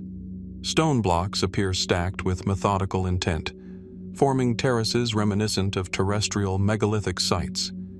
Could these formations be the remnants of a civilization lost to the waves, predating not only recorded history but also the earliest known complex cultures of the Americas? Radiocarbon dating in nearby submerged sites suggests human habitation along now submerged coastlines thousands of years ago, far earlier than traditional models allow. If these structures were indeed man-made, they may have witnessed a time when sea levels were dramatically lower, their corridors and plazas exposed to sunlight and wind rather than ocean currents. It is tempting to imagine a thriving city, built with knowledge of architecture and hydraulics that rivals, if not surpasses, what we attribute to pre-Columbian societies. Could the builders have possessed a comprehension of engineering and geometry that has been erased by rising seas? Speculation intensifies when considering the parallels between these submerged ruins and other ancient sites across the globe. Like the terraces of Ollantaytambo or the submerged city of Atlit Yam off Palestine's coast, the Cuban formations suggest a continuity of knowledge regarding stonework, planning, and alignment with natural features. Some researchers have proposed that these sites were part of a global network of settlements, abandoned or submerged in the wake of cataclysmic events, the very kind of floods described in myths across continents. Is it possible that these underwater monuments are fragments of an antediluvian world, preserved beneath the waves, waiting for discovery? Visual surveys of the site reveal corridors and walls that seem to extend over vast distances, their scale and regularity hinting at a city or complex rather than random geological forms.